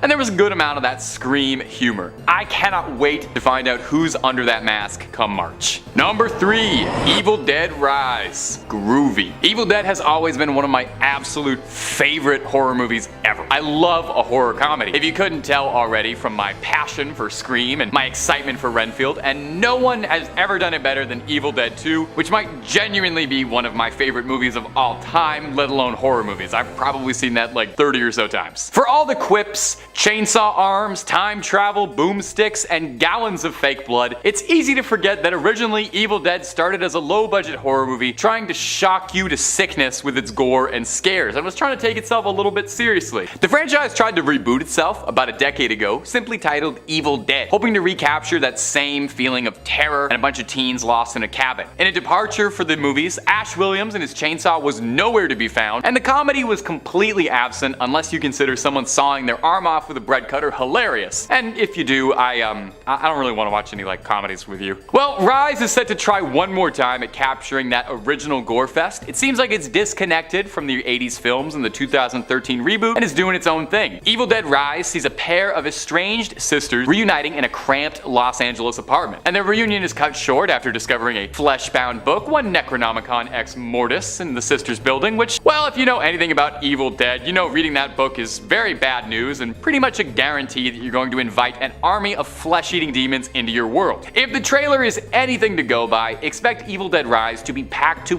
bursting with gross-out gore, high-octane scares, and not a whole lot of one-liners. Bruce Campbell has an EP credit on this, but he's leaving the boomstick behind for this one. 3 seasons of Ash vs. the Evil Dead was more than enough for him and more than enough for me, so I'm just excited to see some new Evil Dead content regardless. The trailer was super promising and already had me scared, and if they can do that on a video I'm watching on my phone, I cannot even imagine how much popcorn I'm going to be flinging around the theater when I see this in April. Number 2, Saw X. Saw 10. Saw X? Saw 10. Well, we'll decide. I don't know what they want to call it. The games never end. So long as the sun still sets, they will continue making Saw movies. Death, taxes, they're gonna keep making Saw movies. Those are certainties of the world. There's always more inventive ways to show horrific dismemberments and really stretch the definition of what a game is. The franchise has been spinning its wheels for a little bit, with most fans agreeing that there hasn't been a truly great Saw movie in years. Saw 7, The Final Chapter, Jigsaw, and Spiral were all pretty weak entries that disappointed longtime fans. Saw The Final Chapter, ain't that ironic? We were all hoping to see a little bit more of John Kramer, less convoluted plot twists and retcons, and more of what Saw's all about, chaining people to radiators who probably didn't deserve that much torment. While Spiral seemed like a step in the right direction, it did underperform dramatically and wasn't exactly the reboot worthy of saving the series. So longtime Saw collaborators Kevin Grutart and Josh Stolberg came together to pen and direct a script for Saw X. Saw 10. At this time, very little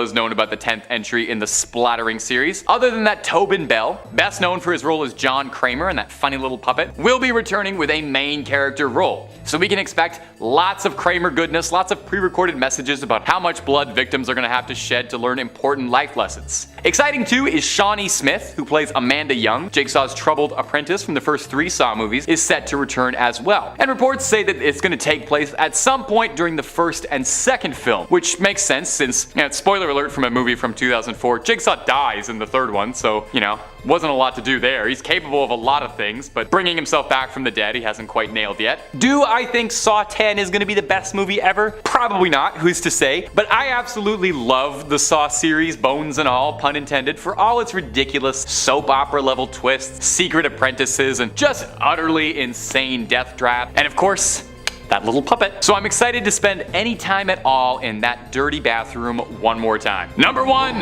Five Nights at Freddy's. Yeah, no, I'm being serious. I'm including this on the list because you know what?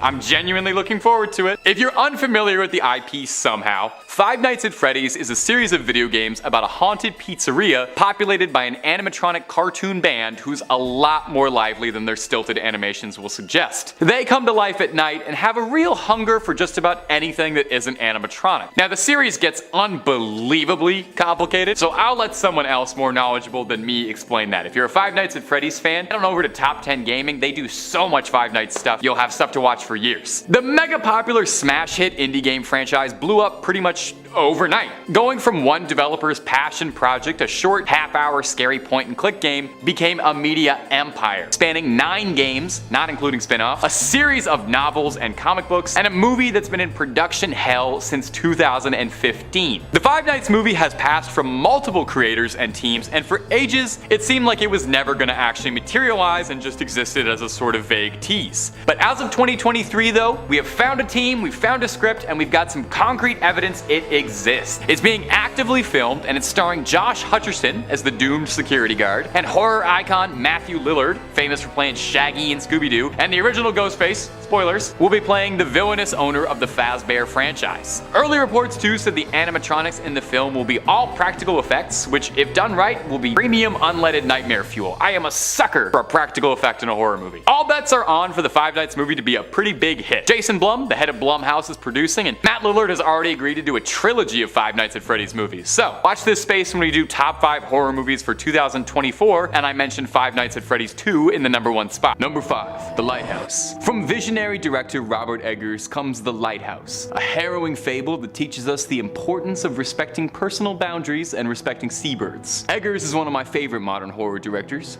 whose work sits a cut above the most usual horror fare with The Witch, The Lighthouse, and The Northman, which isn't quite horror unless you're terrified of Norway. The Lighthouse is unlike any other scary movies you've seen. Actually, it's probably unlike most movies you've seen. It's kind of hard to define The Lighthouse under one genre. It's unsettling and definitely makes me feel all heebly-jeebly watching it, but it isn't horror in the traditional sense. There's no monsters or slashers, just 2 men, a lighthouse, a whole lot of seagulls, and enough cabin fever-induced madness to shake a lobster at. A rookie lighthouse keeper, played by Robert Pattinson, is assigned to keep a lighthouse on a small isolated island off the coast of New England, under the supervision of the island's crusty old master, Willem Dafoe. Willem Dafoe and Robert Pattinson are some of the best working actors out there right now, and the 2 of these titans absolutely show up for this, carrying this 2-headed character piece on their backs and speaking in some of the most hilariously memorable accents ever put to film.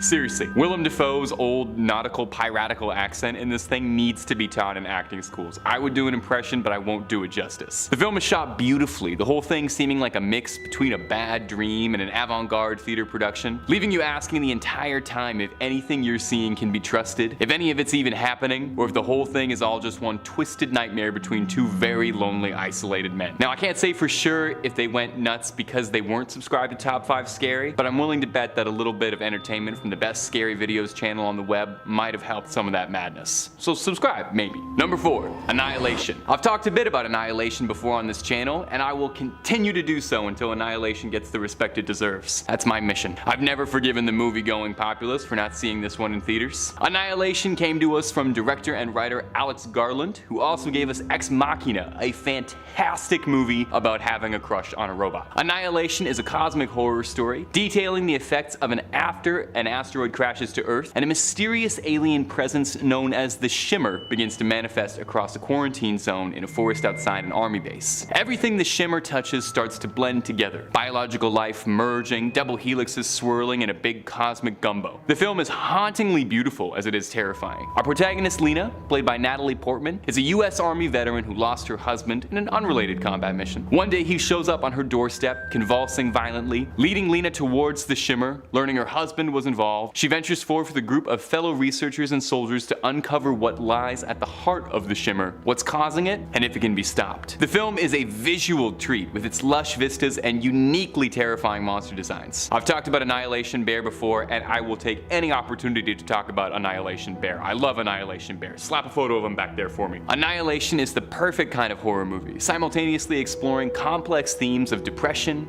grief, humanity's inherent nature and propensity towards self-destructive behavior, but it also asks even bigger questions like, wouldn't it be really yucky if a bear had a human skull inside its head that screamed like a dying human while it was roaring? Get you a horror movie that can do both, okay? Number 3, Jacob's Ladder. While the first 2 entries on our list were pretty recent and well received, I want to throw it back a couple decades for our next entry and highlight a cult classic that could always use a little bit more love. Jacob's Ladder details the story of Jacob Singer, a Vietnam veteran who 4 years later, after returning home from the war, struggles to readjust to his normal life. Not helping matters much, no doubt, is the fact that Jacob keeps seeing horrifying monstrosities surrounding him every day. It seems as if since he's come home, nothing has ever been the same. The film shows us life through Jacob's tormented eyes. As he tries to navigate through healing and overcoming his personal demons, he is constantly haunted by real-life demons that seem to have a very vested interest in him. Matters only serve to get a lot more confusing when Jacob learns that other members of his platoon, back from his army days, have all been suffering similar things, reporting seeing the same monsters and being haunted. Desperate to find the truth, Jacob seeks out the cause of what's happening to him and his old friends, and ends up descending down a path of madness, learning things no man ever should. Worth noting is just how influential Jacob's Ladder is, serving as one of the direct inspirations for the legendary Silent Hill series of games, with Silent Hill 2 in particular taking major inspiration from the film's plotline, monsters, twists, right down to the protagonists even wearing the exact same outfit as a little homage. Jacob's Ladder is a little older than some of the other entries on this list. It is absolutely worth a watch and still worth your time. A great performance out of Tim Robbins and one of the most wild twist ending horror movies ever had. A bunch have tried to copy this. I'm sure you've seen a million hack writers copy it, but no one did it as cool as when Jacob's Ladder did it, so there.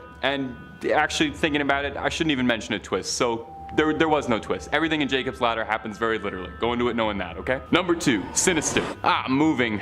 It's always stressful, isn't it? It's a huge pain. Well, Sinister is a 2012 horror film about an everyday family moving houses and all the trials and tribulations that come with that, like having to update your postal code on your information, unpacking your stuff and figuring out where all your art books are gonna go, and finding out that you moved into a house where a series of grisly rituals happened, sacrificing the previous family who lived here, and it's all been filmed and kept in a box upstairs in the attic. You know, just regular stuff the kids go through all the time. A struggling true crime novelist is trying to chase his glory days and intentionally moves into a house he knows where ghastly deaths took place in order to get close to the story so he can better research it and write a bestseller. He discovers a box in the attic full of film of all of the crimes and becomes obsessed with uncovering and exposing what happened, mostly so he can make a quick buck and get himself back on top again and make the late night circuit. As his obsession grows, it starts to affect his family and children in concerning ways, as everyone in the family starts acting stranger, having visions, hallucinations, and psychotic episodes, leaving you wondering if there is something much, much deeper going on in this house beyond a floundering author chasing a bestseller. Now, if you haven't seen this one, it's definitely worth going into this one as blind as you possibly can, because the twists and turns totally make this one. I spent the entire runtime of this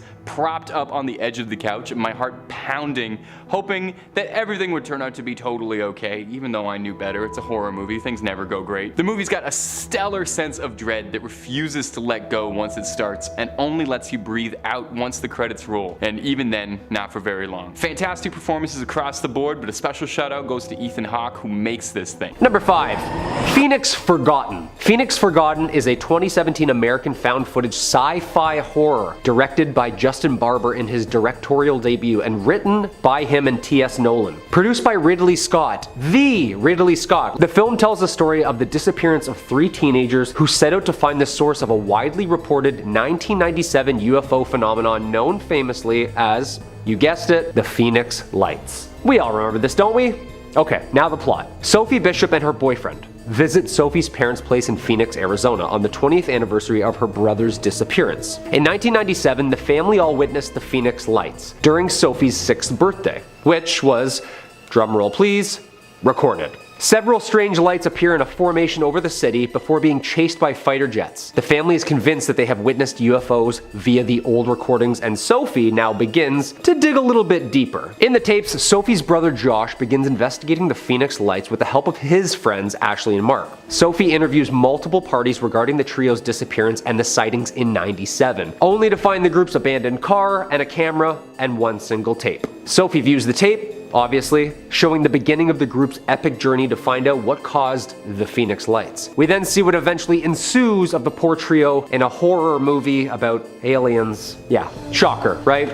Or who knows, maybe it has a happy ending. I like this movie a lot for obvious reasons, but it's like really fun, and I like the dated feel with the tapes, you know?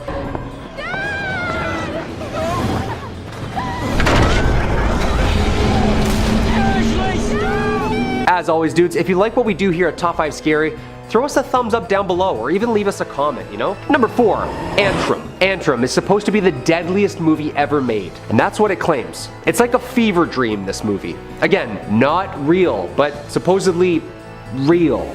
You know? It's a movie. Antrum is proudly a 2018 Canadian horror film. Woo! Go Canada. Written and directed by David Amito and Michael Lacini, the film is divided into 2 parts, an opening and a closing narrative in the form of a mockumentary and a feature film. The mockumentary loosely tells the story of Antrum, a movie released in the late 70s that supposedly had effects on those who watched it. The bulk of the movie then is just kinda moment to moment what kinda happened. Antrum was developed by Amito and Lacini during the development of a separate project in which they were brainstorming scenarios that scared them. Their central idea would later become the basis of Antrum. This idea and concept of what it would be like to watch a supposed, quote, real cursed film. The filmmakers felt like it would make a great horror film, which it does. For the film's occult aspects, the writers studied multiple historical depictions of demons and the devil. It stars Nicole Tompkins and child actor Rowan Smith. Antrum made its world premiere at the Brooklyn Horror Film Festival in October 2018 and was nominated for several awards festival to festival. Uncorked Entertainment acquired North American distribution rights, releasing it on video on demand and pretty well all streaming services since like 2019. It received great reviews who praised its uncomfortable atmosphere, its uncomfortable acting, and creativity. Yeah, they kind of nailed it with this one. It's so 70s. Like, it feels like, again, a fevered night terror.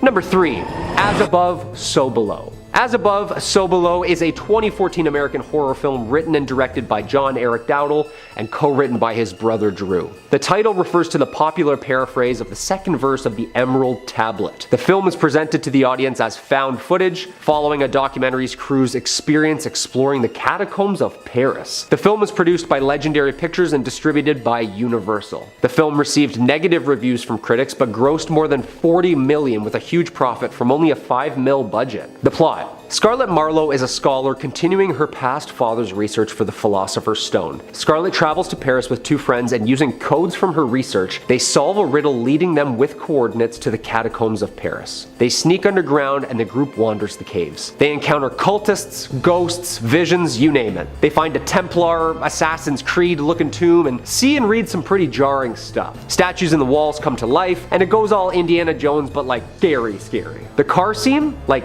yeah, what's that about? That's horrifying and downright disturbing. Dude, this movie is gonna leave you gasping for air, literally. But I really liked this movie. It's shot GoPro style, and I love that humid, dingy cave stuff. Look one way in the dark and then the other way. Yeah, I'm just sweating thinking about that scene.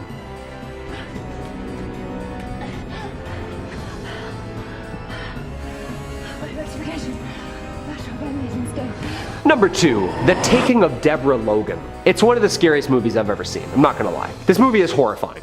If you're down for like old witchy ghost lady vibes on a Friday night, and you like jump scares, we got a winner, folks. A 2014 gem. This American found footage supernatural horror film is a first for the director Adam Robidoux, who co-wrote the screenplay. Set in Virginia, it tells the story of a documentary crew making a film about Alzheimer's patients who uncover something sinister while documenting one woman. The film was released right around Halloween time, and you can still catch this on like every streaming service. A team of students who want to create a documentary about Deborah Logan, an elderly woman who has Alzheimer's, films and records her daily life. Then Deb starts to act a little bizarre. They notice that her actions defy normal explanations and express something a little bit more supernatural. Things escalate after they record an audio of Deborah talking about sacrifices and snakes. Oh yeah, like real witchy old lady vibes, I'm telling you. After some talk about an ancient ritual that makes people immortal, some dark cultist kind of stuff, and voila, Deb goes on a spree and tries to kidnap them all. They find out that she has quite the sinister history and that maybe she's not a really good fit for the star of a documentary, more like the star of an exorcism.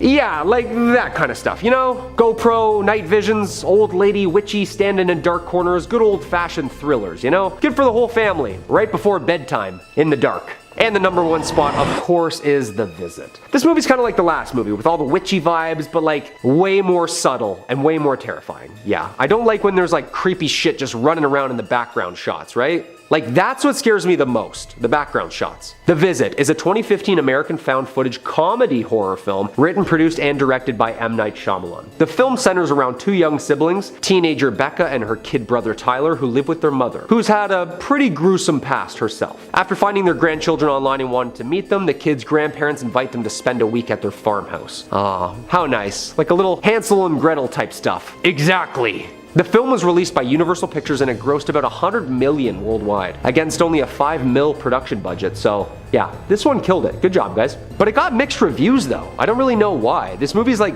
really scary and well done. The plot. The kiddies are getting ready for a 5-day overnighter at the grandparents while their mother Loretta goes on a cruise as a much needed break. Loretta reveals that she has not spoken to her parents for like 15 years. The teens plan to record a documentary film about their visit using a camcorder. It's shot kind of GoPro style with some classic camera falls on the floor, what's in the background type fun. I'm not going to spoil anything in this movie, but if you like screaming things, crawling around all in the middle of the night, yeah, then this movie's definitely worth a watch. Check it out.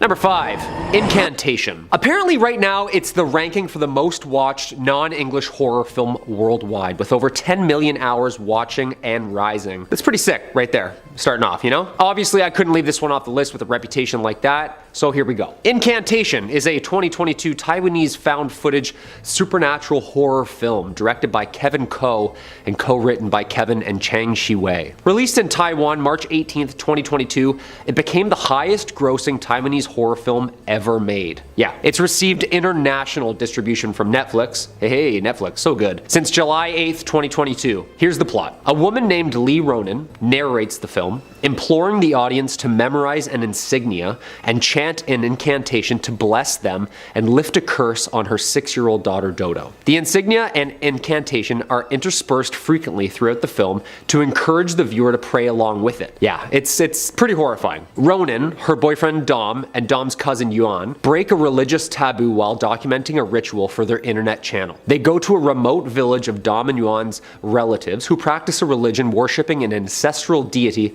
called Mother Buddha. The clan asks the three to submit their names with the incantation to Mother Buddha. And here we go. That night, the group spy on the clan performing a ritual where a young girl seems to be willingly prepared for sacrifice. The girl, whose body is covered completely head to toe in runes, was left in front of a tunnel which the clan said is forbidden. Ronan waits for the girl while Dom and Yuan enter the tunnel. Uh-oh. Yeah, that's not good. Yuan later emerges screaming and Dawn seemingly lifeless. Ronan and Dodo's house soon becomes infested by unexplained ghostly activities and Dodo is disturbed by a shadowy presence. They bring her to a shrine where a priest agrees to exorcise Dodo. Yunan later becomes possessed and sends copies of the tunnel footage. That's horrifying. Yeah. Just Chuck Liddelling yourself on a computer desk. Yeah, you're definitely gonna need a Tylenol after that one. Ouch. The film ends with some audience participation, and I'm not gonna spoil anything, don't worry, but after watching this, I kinda understand why it's rated what it's rated. Yeah, very scary, but also really good. As always, dudes, if you like what we do here too, hit the like button or leave us a comment down below. Which 2022 horror film has you hiding behind the covers? Number 4, Horror in High Desert. Horror in High Desert is a 2021 American film written, produced, and directed by Dutch Merrick in a pseudo-documentary format featuring found footage elements about the mysterious disappearance of a hiker in Nevada. An experienced outdoorsman vanishes in North Nevada while on an outdoor excursion. On the 3-year anniversary of his disappearance, his friends and loved ones recall the events leading up to the disappearance and for the first time speak about what they think actually happened. The first part focuses on the police report of hiker Gary Hinge. Toward the end of July 2017, Gary hiked to an unspecified area in the Mojave Desert, and the police conduct a search based on the last GPS of location on Gary's cell phone. As time goes by, the media stop reporting, and a private investigator named Bill is asked to investigate so that the case would not be abandoned. The investigation then focuses on clues in the last of the published videos. Gary appears in frame from his home, narrating a very unusual experience. The footage found reveals that Gary was able to find his way back to some mystery cabin. There he hears chanting that seems to be human-like, and he eventually is attacked and the camera stops recording. Reporter and the private investigator speculate that who or what might have attacked the hiker. It is mentioned that the police have made this footage public in the hope that someone in the audience might offer some additional clues, which spark a series of theories such as Area 51, atomic testing, satanic rituals, and of course, extraterrestrials.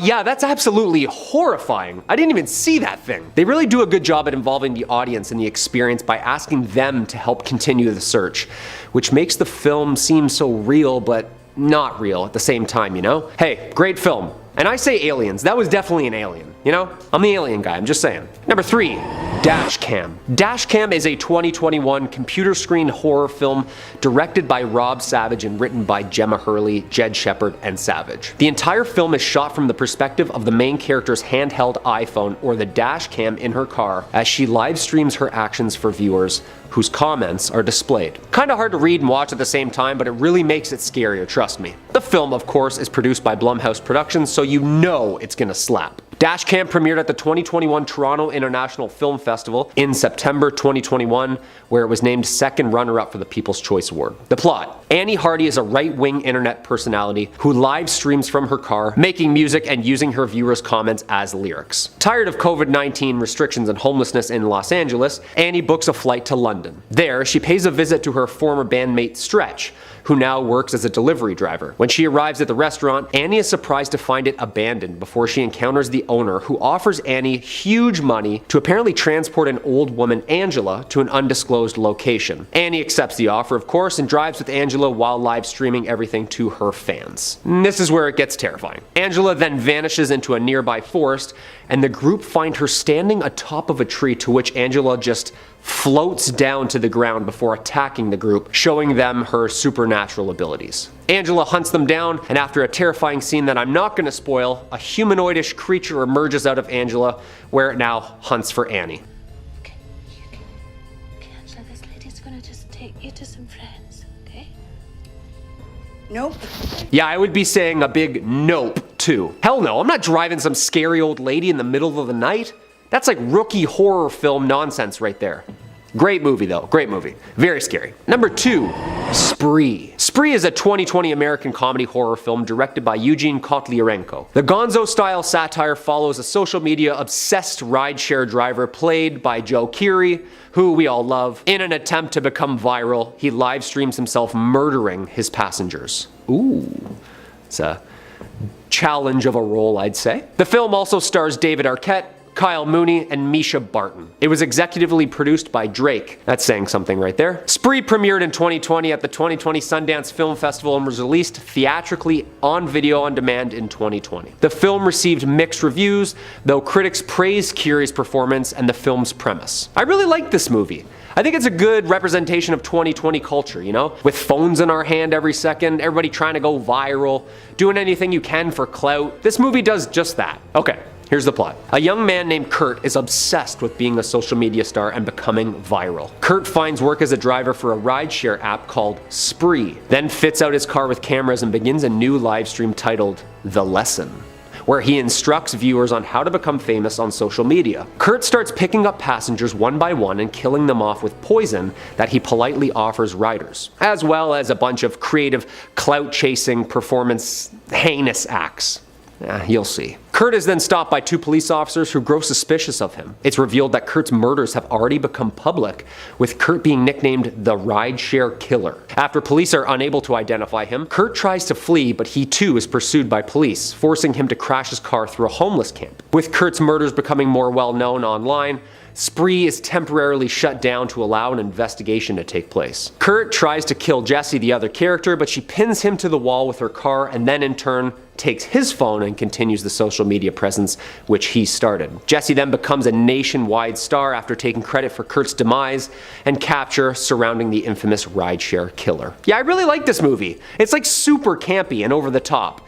It's serious at times, but also very gory. Joe Keery kills it with this role, and I feel like if you were needing a break from that Stranger Things character, yeah, we found it. You did very well, my friend. Very terrifying. And coming in at the #1 spot, VHS 94. VHS 94 is a 2021 American found footage horror anthology film and the 4th installment in the VHS series. If you haven't seen these movies, they're great. Give them a shot. They're almost shot like a bunch of stories from the same era in one film. Like little mini true or false found footage movies that make the audience ask, is this campy or did this really happen? The film originates from a screenplay written by David Bruckner and Brad Miska. The overarching plot follows a police SWAT team who stumble upon a sinister cult compound and its collection of VHS tapes and what's on them. Following this series' cult origins around film festivals, VHS 94 has its world premiere at Fantastic Fest on September 26, 2021 and was also screened at the Beyond Fest on October 4th the same year. The film was released as a Shudder original film via Shudder, October 6, 2021, and later that month,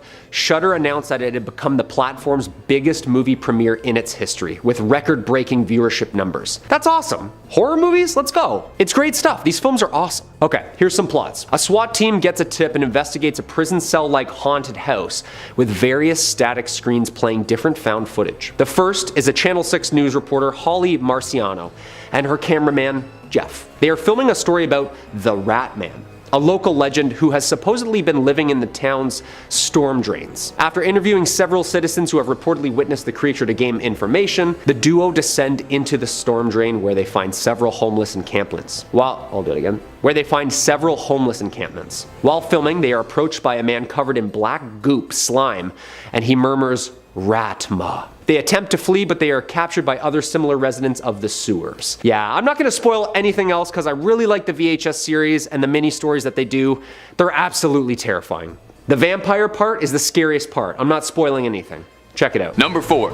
The Amityville Horror. Another haunted house story, and wouldn't you know it, another one attached to Ed and Lorraine Warren. If there was a haunted house in the Midwestern United States in the 1970s, and they made a movie about it, well, by gum, those two names will come up a lot. They were very busy. The Amityville Horror has been made into a movie a few times, first in 1979, and again in 2005, if you can remember that terrible period when Hollywood was dredging up every single horror franchise and rebooting them terribly. Both movies are based on a real-life famous haunting, however, and while details vary between the films pretty wildly, let's see how they stack up against the original case. In 1973, a man named Ronald DeFeo slayed his family in a brutal crime, claiming that he had heard voices that had commanded him to do it, and there was some entity in the house. 13 months later, the Lutz family bought the house. The realtors had warned them about the house's grisly past, but it didn't bother them. You know how the housing market is. A friend of the family told them that it would be wise to have the house blessed since there could still be evil inside the walls. After the family moved in, they described all sorts of paranormal wrongdoings going on. Green viscous slime coming up the staircases, voices speaking out to them, telling them to get out, flies all over the house,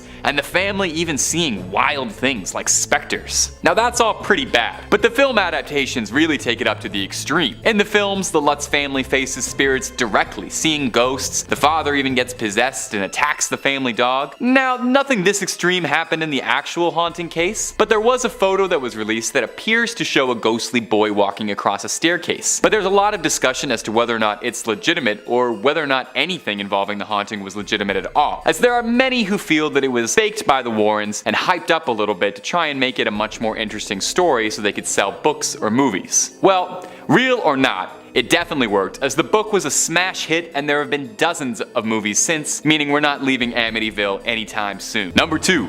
Annabelle. Another famous story from the Warrens' legacy. We knew we'd be seeing them again. Based around probably the most famous and recognizable haunted item in the Warrens' Museum of the Occult, Annabelle. The real Annabelle is a cursed Raggedy Ann doll that was one of the first cases the Warrens ever investigated. Now the real Annabelle already looks pretty unsettling and isn't the kind of thing I would ever give to a child, but her Hollywood glow-up made her even more terrifying. The story of the film and the legend of the real Annabelle differ pretty greatly though. In the film, Annabelle is given off as a gift from a husband to his pregnant wife, whereas in reality, the Raggedy Ann doll was given to a nursing student, Donna, by her mother as a small gift. The film does feature Donna and her roommate Angie speaking to the Warrens at the beginning, describing their experiences with the doll. That's kind of where the two stories stop being the same and start differing greatly. The original story, Donna claims that the doll would move around their home, appearing in random places, occasionally having red stains on her no one could explain. She would complain that her and her roommate would wake up covered in scratches, again, no one could explain. They said they would find notes scrawled in red writing across the home, reading cryptic things like "Help us" or "Help Lou," the name of Donna's roommate's fiance. The most extreme thing any of them ever reported was that Donna's fiance claims one night while staying over, he felt something crawling on his leg, and when he looked to see what it was, he saw Annabelle on his leg and claims the doll leapt up at him. He woke up the next morning completely unsure if what he had experienced was real or not. Now from there, they contacted a medium to arrange a seance to see if they were dealing with something truly evil. From here, the Warrens were put in contact to help them and take Annabelle off their friends. While the real story is no doubt spine-chilling, the movie got a lot more dramatic, involving satanic cults, deaths, house fires, and a whole lot more. But still, I probably wouldn't want to spend any time near the real Annabelle, just in case. Number 5,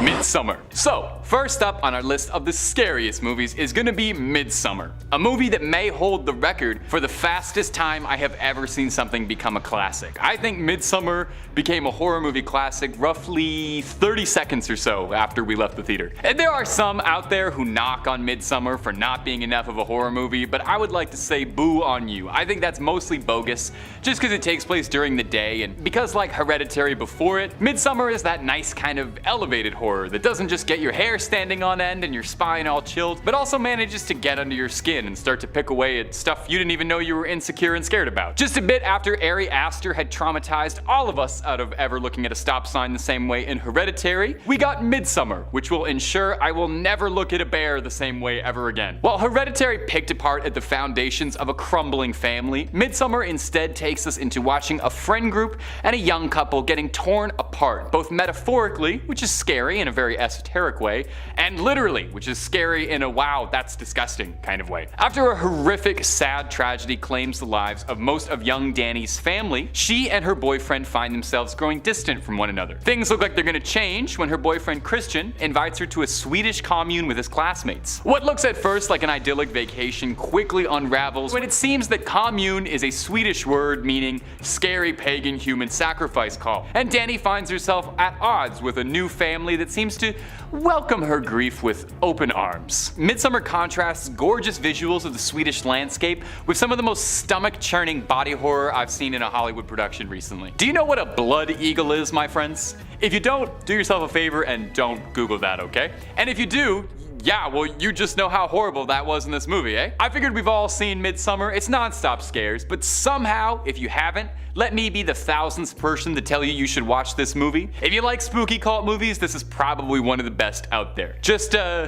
don't be surprised if you can't bear some of the stuff that happens in this movie. That's a little pun about a bear. Now my friends, if you're looking for more videos about horror movies you should watch, maybe some scary urban legends, stuff about SCPs, aliens, and just about anything freaky, well subscribe to Top 5 Scary, because we got all of that and then some. Stay scared, stay subscribed. Number 3, Killing of a Sacred Deer. Coming up next is gonna be Killing of a Sacred Deer from Yorgos Lanthimos, who has one of my favorite names in cinema. I needed at least one really psychological horror movie on this list that I figured most of you probably haven't seen. Like all of Lanthimos' filmography, Sacred Deer is relentlessly weird. If you want to watch a movie that's going to leave you shaking, sweating, and asking yourself in your dark living room, what the hell did I just watch?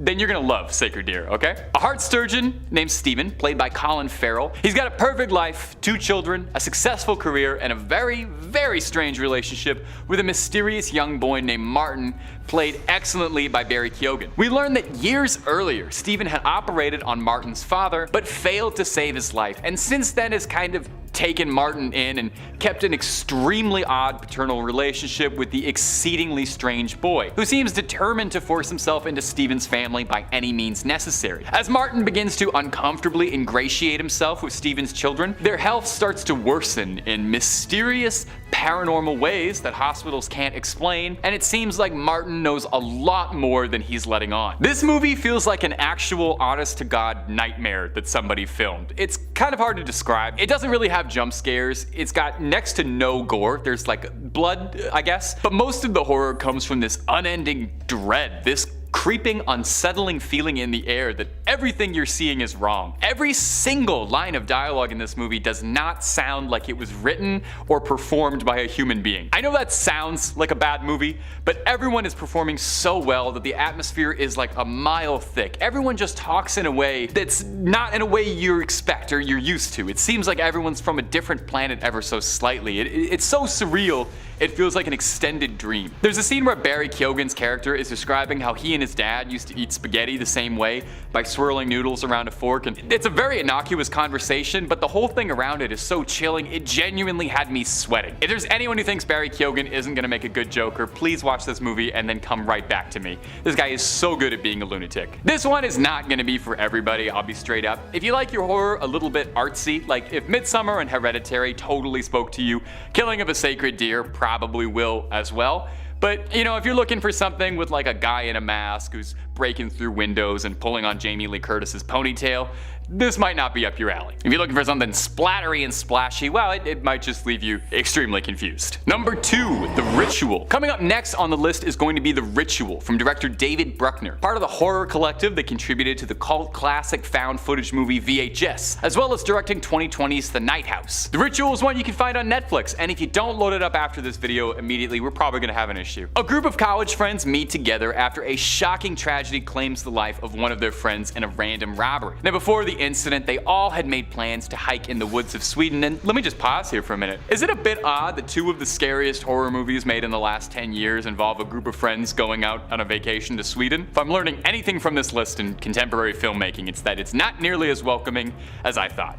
But I digress. The friends go to Sweden in their late friend's honor and discover that it is really not the best of ideas when things turn horribly wrong very quickly. Discovering an elk gutted out in the woods, they suspect there is a lot more out in those woods than just the wildlife. The Ritual is kind of like if the Blair Witch Project and the Wicker Man loved each other very dearly and had a beautiful baby and they let it play with Midsommar on the weekends. You get to watch a friend group at odds with themselves lost in the woods, deal with mysteries of a secret Nordic cult, and it's got lots of good, creepy, supernatural cult stuff, and I don't want to spoil it too much, but I'll say it's got one of the coolest monsters put to film in recent memory I can think of. I would love a statue of that thing. And finally, coming in at our number 1 spot is going to be The Mist. Directed by Frank Darabont, who is probably the king of adapting Stephen King's works into films, having directed The Shawshank Redemption, The Green Mile, and The Mist. Interestingly though, unlike The Green Mile and The Shawshank Redemption, which are both very accurate depictions of the source material, The Mist deviates a little bit. It's got an alternate ending which is way darker than the original story, but here's the catch. Stephen King actually says he prefers it, which has to be the highest compliment possible. If the guy who wrote the original terrifying story can watch the movie and say, you did a better job. He certainly didn't say that about Stanley Kubrick. If you don't know the plot of The Mist, like all Stephen King movies, it takes place in a small town in Maine when a massive thunderstorm has descended upon the community. It focuses on a group of ordinary people caught in a grocery store locked in as a mysterious mist starts to encircle the town, and strange creatures from beyond this world start to complicate things. This thing is very tight, focusing on what happens to normal people when put up against the most overwhelming odds imaginable, trapped with eldritch horrors threatening them just outside their little sanctuary of suburbia, and trying to protect your family from all the danger. It is tense as all get out. If you like monsters and creative monsters too, oh man is The Mist a treat. They hide them well, you know, in the mist. You never get too good a look at any of them, but that wouldn't be much fun. The way they do it here, letting you catch glimpses here and there, and letting your mind fill in all the horrible details and all the tentacle abominations, oh baby, that's horror at its finest. Reminds me a bit of Cloverfield in that regard. You know, The Mist might not be the scariest movie ever made, but it is an absolutely great one that is often forgot about sometimes when we discuss great horror movies. It's out there on Netflix, so you got no reason not to. In fact, I tried pretty hard to curate this list of mostly stuff that was streaming on Netflix so you could watch them after I was done talking about them. Don't say the casual Crypt Keeper doesn't do anything nice for you. Number 5, The Blair Witch Project. I remember seeing this when I was like 10, and I'm not gonna lie, it kind of scared the shit out of me. It still does. It tripped me out because like back then my parents were like, oh don't worry honey, this is made up, after like every scary movie we watched. But this time they were like, was that real? You know, my dad just sat there quiet thinking. I was scared. Because the whole production apparently did such an amazing job from top to tail of its release, making the audience still feel like it really happened. The Blair Witch Project is probably the most famous found footage movie ever made. The campaign tactic was that the viewers were told through missing persons posters and that the characters were missing while researching in the woods for this mythical Blair Witch. Their IMDb page even listed the actors as missing and presumed deceased in the first year of the film's release. Even the film's website contained actors posing as investigators giving testimonies about their evidence. They even shared childhood photos of the three leads to add a sense of realism. By August 1999, the website had received 160 million hits, and the movie went from a flop at midnight to the top worldwide. During screenings, the filmmakers made advertising efforts to promote the events in the film as factual, including the distribution of flyers at all of the film festivals such as Sundance and Cannes, asking viewers to come forward with any information about the missing students. All the actors making their feature film debuts as well were described as missing and presumed dead. The actors' parents even started receiving condolence calls and sympathy letters. The actors got to witness the movie blow up, but they weren't even invited to the screenings due to the publicity. Imagine not being able to go see your own premiere, or even really celebrate your huge role in this huge successful movie. It's kind of sad for the actors, don't you think? I think it is.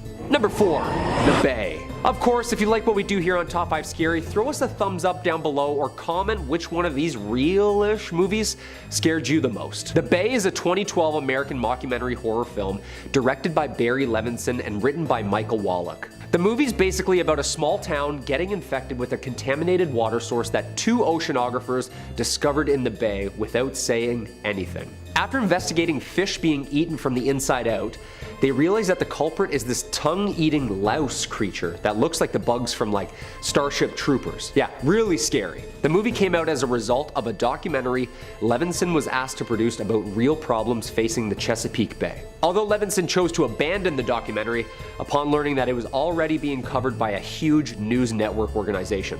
Levinson instead decided to use all that research to produce this horror film, which he hoped would shed light on the issues facing Chesapeake Bay. As such, when promoting the film, he noted that more than 80% of the film is real and actually factual information. Also, 80% is so real that it had to wait to be released and cleared first. What? Yeah, this was like a real issue, hence the confusion around the found footage. Apparently this nuclear disaster monster giant isopod in the bay aren't real, but the small isopods filmed are very real. You see a tight shot of the isopod, Levinson said. That's not CGI, that's real. We just pulled that out of the Atlantic Ocean. The isopods do this really gruesome thing, which the bay does a great example of, is that they eat the fish from inside out. All that stuff is actually factual. A leaking nuclear reactor actually does have a runoff heading towards the Chesapeake Bay. Its quantities aren't great, but the fact that it's actually happening seems scary enough. The chicken farm runoff stuff is actually factual too. At the end of the day, yes, it's a movie, not a documentary, but it's infused with a lot of things that are really real. I think it adds to the nature of the piece, end quote. Hey, spoken like a true artist. And that's why the film has gotten so many great reviews. Give it a watch, very spooky, very well done. Number 3, the Poughkeepsie Tapes. Writer-director fam jam duo John Eric and Drew Dowdle are best known for their sinister yet impeccable found footage movies. Yeah, it's pretty gory and actually had to wait 10 years before being released due to the graphic footage on it. It's rumored that it was held for 10 years due to its contents and disturbing atmosphere, referring to it as a banned movie. It's likely that MGM felt audiences weren't really ready to see such graphic content. In an abandoned house in Poughkeepsie, New York, murder investigators uncover hundreds of tapes showing decades of a deranged killer's work. And in an all too realistic found footage mockumentary, the moments showing the killer POV are things of nightmares. Not gonna lie, this is like the goriest movie on our list today. But with scary movies, sometimes comes a little gore, you know? The Poughkeepsie Tapes plays out as a faux documentary following the discovery of a very large collection of VHS tapes created by said deranged psychopath, and the investigations that follow. The documentary is well shot and played out in a believable manner. Sometimes the acting is a little, yeah, this is really fake. And then sometimes it's like, okay, I'm gonna look up if that guy's a real cop. The feel of this movie is gore, gore, gore. If you're into like Saw type stuff and multiple victims and lots of popcorn syrup, this one's definitely for you. These tapes are only fictional, but there's a small catch. According to Marist College, the Poughkeepsie tapes may be based on an actual event. A killer named Kendall Francois killed 8 to 10 people in Poughkeepsie in the late 90s, but didn't videotape the murders. There's heavy debate in the film industry on which movies are depicting actual cases similar to actual reports, and acts that are totally staged and made up. Number 2, The Quiet Ones. The Quiet Ones is a 2014 British supernatural horror film directed by John Pogue, based on a very real 1972 parapsychology experience called the Philip Experiment, conducted in Toronto. It stars Jared Harris as a U of T professor attempting to prove that poltergeists are actually real manifestations of the human psyche and not actually supernatural beings. The movie is very scary, no doubt about it. Jared Harris is amazing, as always, but the real story behind it is actually way more terrifying. The professors of mathematics, science, and psychology created a fictitious character through an attempt to communicate with said fictitious entity through a controlled seance. It was the real deal. The character created and agreed upon was named Philip during the test. His fictional backstory coincided with real historic events and places, but with multiple contradictions and errors. They said he was born in 1624 in England, had an early military career, knighted by 16, in the English Civil War, and eventually dying at the age of 30. The group was seated around a table via a lecture, with initial seances yielding no contact, no communication, and no phenomenon. The professors then dimmed the lights, fully leaned into the seance, changing the environment. Participants and students then began feeling a presence. Lots of table vibrations, breezes, unexplained voices, and sounds which matched responses to Philip's life. Audio and video and witness accounts documented the paranormal event, but Philip never actually appeared. Yo, this actually happened, like down the street from us. This is terrifying. And number 1, Ghost Watch 1992. First broadcast on BBC One Halloween night 1992. Written by Stephen Volk and directed by Leslie Manning, the drama was produced for an actual BBC anthology series. Despite having been recorded only weeks in advance, the narrative was presented as a live television broadcast. During and following its first and only UK television broadcast, the show resulted in an estimated 1 million separate phone calls to the BBC that night, dealing with a mixture of complaints and praise for the program's bizarre release. Yeah, Ghost Watch has never been repeated on UK television. It's been replayed on stations such as the Canadian channel Scream for Halloween once in 2004, and the Belgian channel Canvas in 2008. The hour-and-a-half event was shot documentary style and appeared as part of the BBC. It involved actual BBC reporters performing a live on-air investigation of a so-called haunted house in London in which demonic poltergeists activity was taking place. Through found footage and interviews with family living there, they discovered the existence of a violent ghost nicknamed Pipes, a nickname from their kids. Footage actually showed the police arriving at Fox Hill Drive, and the spirit even dragged a BBC host behind a door. Yeah, that is horrifying. Imagine watching your weekly hosts on like a reliable television network that's censored and archived, and then all of a sudden the host just gets yanked up the wall by a supposed demon? Live? On TV? Number 5, Fire in the Sky. Based on the book The Walton Experience by Travis Walton, Fire in the Sky is set in 1975 and follows a logger named, Travis Walton, played by D.B. Sweeney from Arizona, who allegedly had a flying saucer experience that caused him to abruptly vanish for 5 days. His co-workers experienced mockery and disdain while being falsely charged with, killing. But allow me to back up and elaborate on the real story. Back in 1975, a forestry worker named, Travis Walton, was working in the area of Snowflake, Arizona, when a saucer-shaped craft with a high-pitched buzz entered their field of vision. Quick sidebar, the irony of a place in a hot state like Arizona being called Snowflake is hilarious to me. So Walton says that after he left the truck and approached the object, a beam of light suddenly appeared from the craft and knocked him unconscious. The other 6 men on the project were supposedly frightened and drove away. Walton says that he awoke in a hospital-like room being observed by 3 short, bald creatures. He says that he fought with them until a human wearing a helmet led him to another room, where he blacked out as 3 other humans put a clear plastic mask over his face. Now, Walton has said that he remembers nothing else until he found himself walking along a highway 5 days later with the flying saucer departing above him.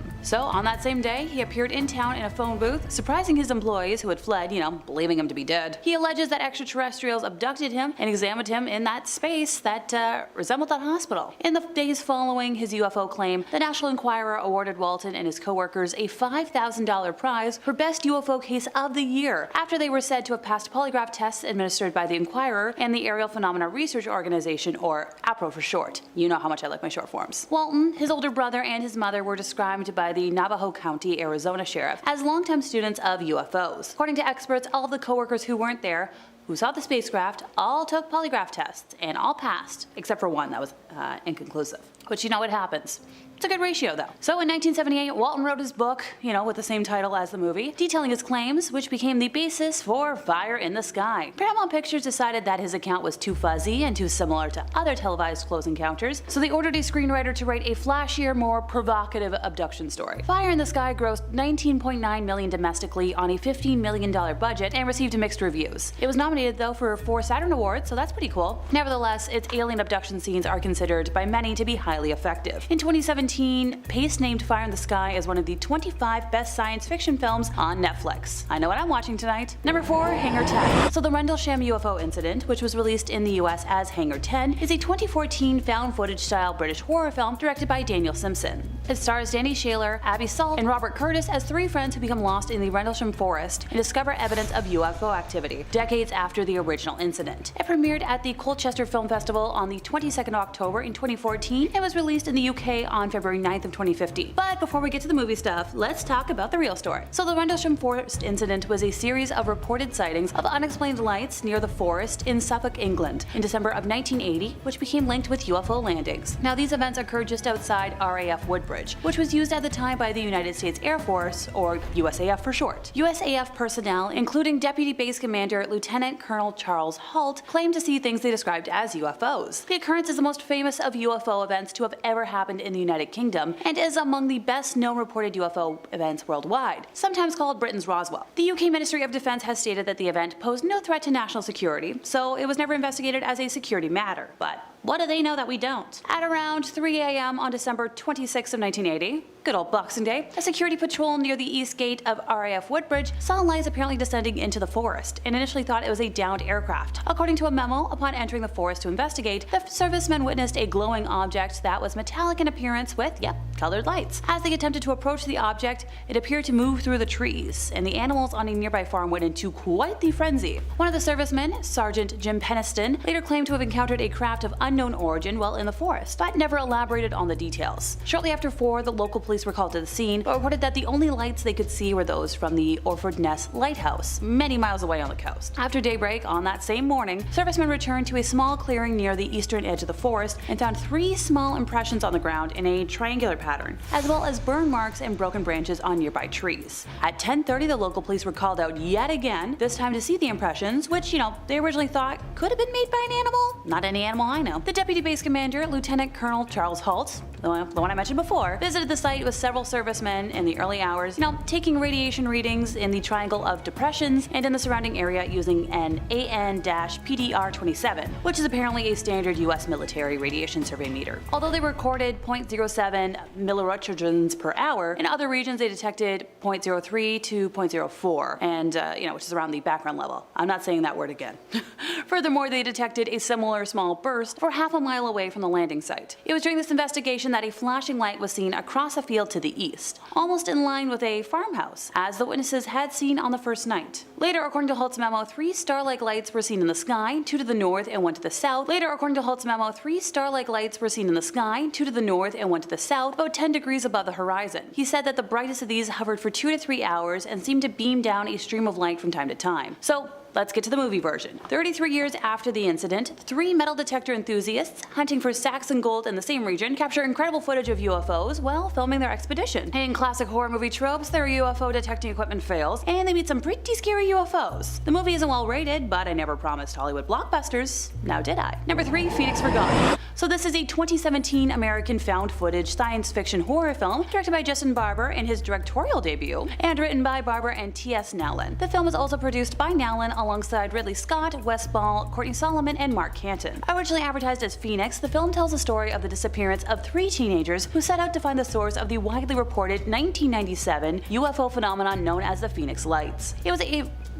It was released on April 21st of 2017 to some negative reviews, with many critics unfavorably comparing it to the Blair Witch Project. So, what really happened in real life? On March 13th of 1997, at 7:55 p.m. MST, a witness in Henderson, Nevada, reported seeing a large, V-shaped object traveling southeast. At 8:15 p.m., an unidentified former police officer in Paulden, Arizona, reported seeing a cluster of reddish-orange lights disappear over the southern horizon. Shortly afterwards, there were reports of lights seen over the Prescott Valley in Arizona. Tim Lay and his wife Bobby, his son Hal, and his grandson Damien first saw the lights when they were about 105 kilometers away from them. At first, the lights appeared to them as 5 separate and distinct lights in like an arc shape, as if they were on top of a balloon, but they soon realized the lights appeared to be moving towards them. So over the next 10 or so minutes, the lights appeared to come closer. The distance between the lights increased, eventually taking on the shape of an upside-down V. Eventually, when the lights appeared to be a couple of miles away, families said that they could make out a shape that looked like a 60-degree carpenter's square. I'm not even gonna try with that one. With 5 lights set into it, with 1 at the front and 2 on each side. Soon the object with the embedded lights appeared to be moving towards them, at about 100 to 150 feet above them, traveling so slowly that it gave the appearance of a silent hovering object, which seemed to pass over their heads and went through a V opening in the peaks of the mountain range towards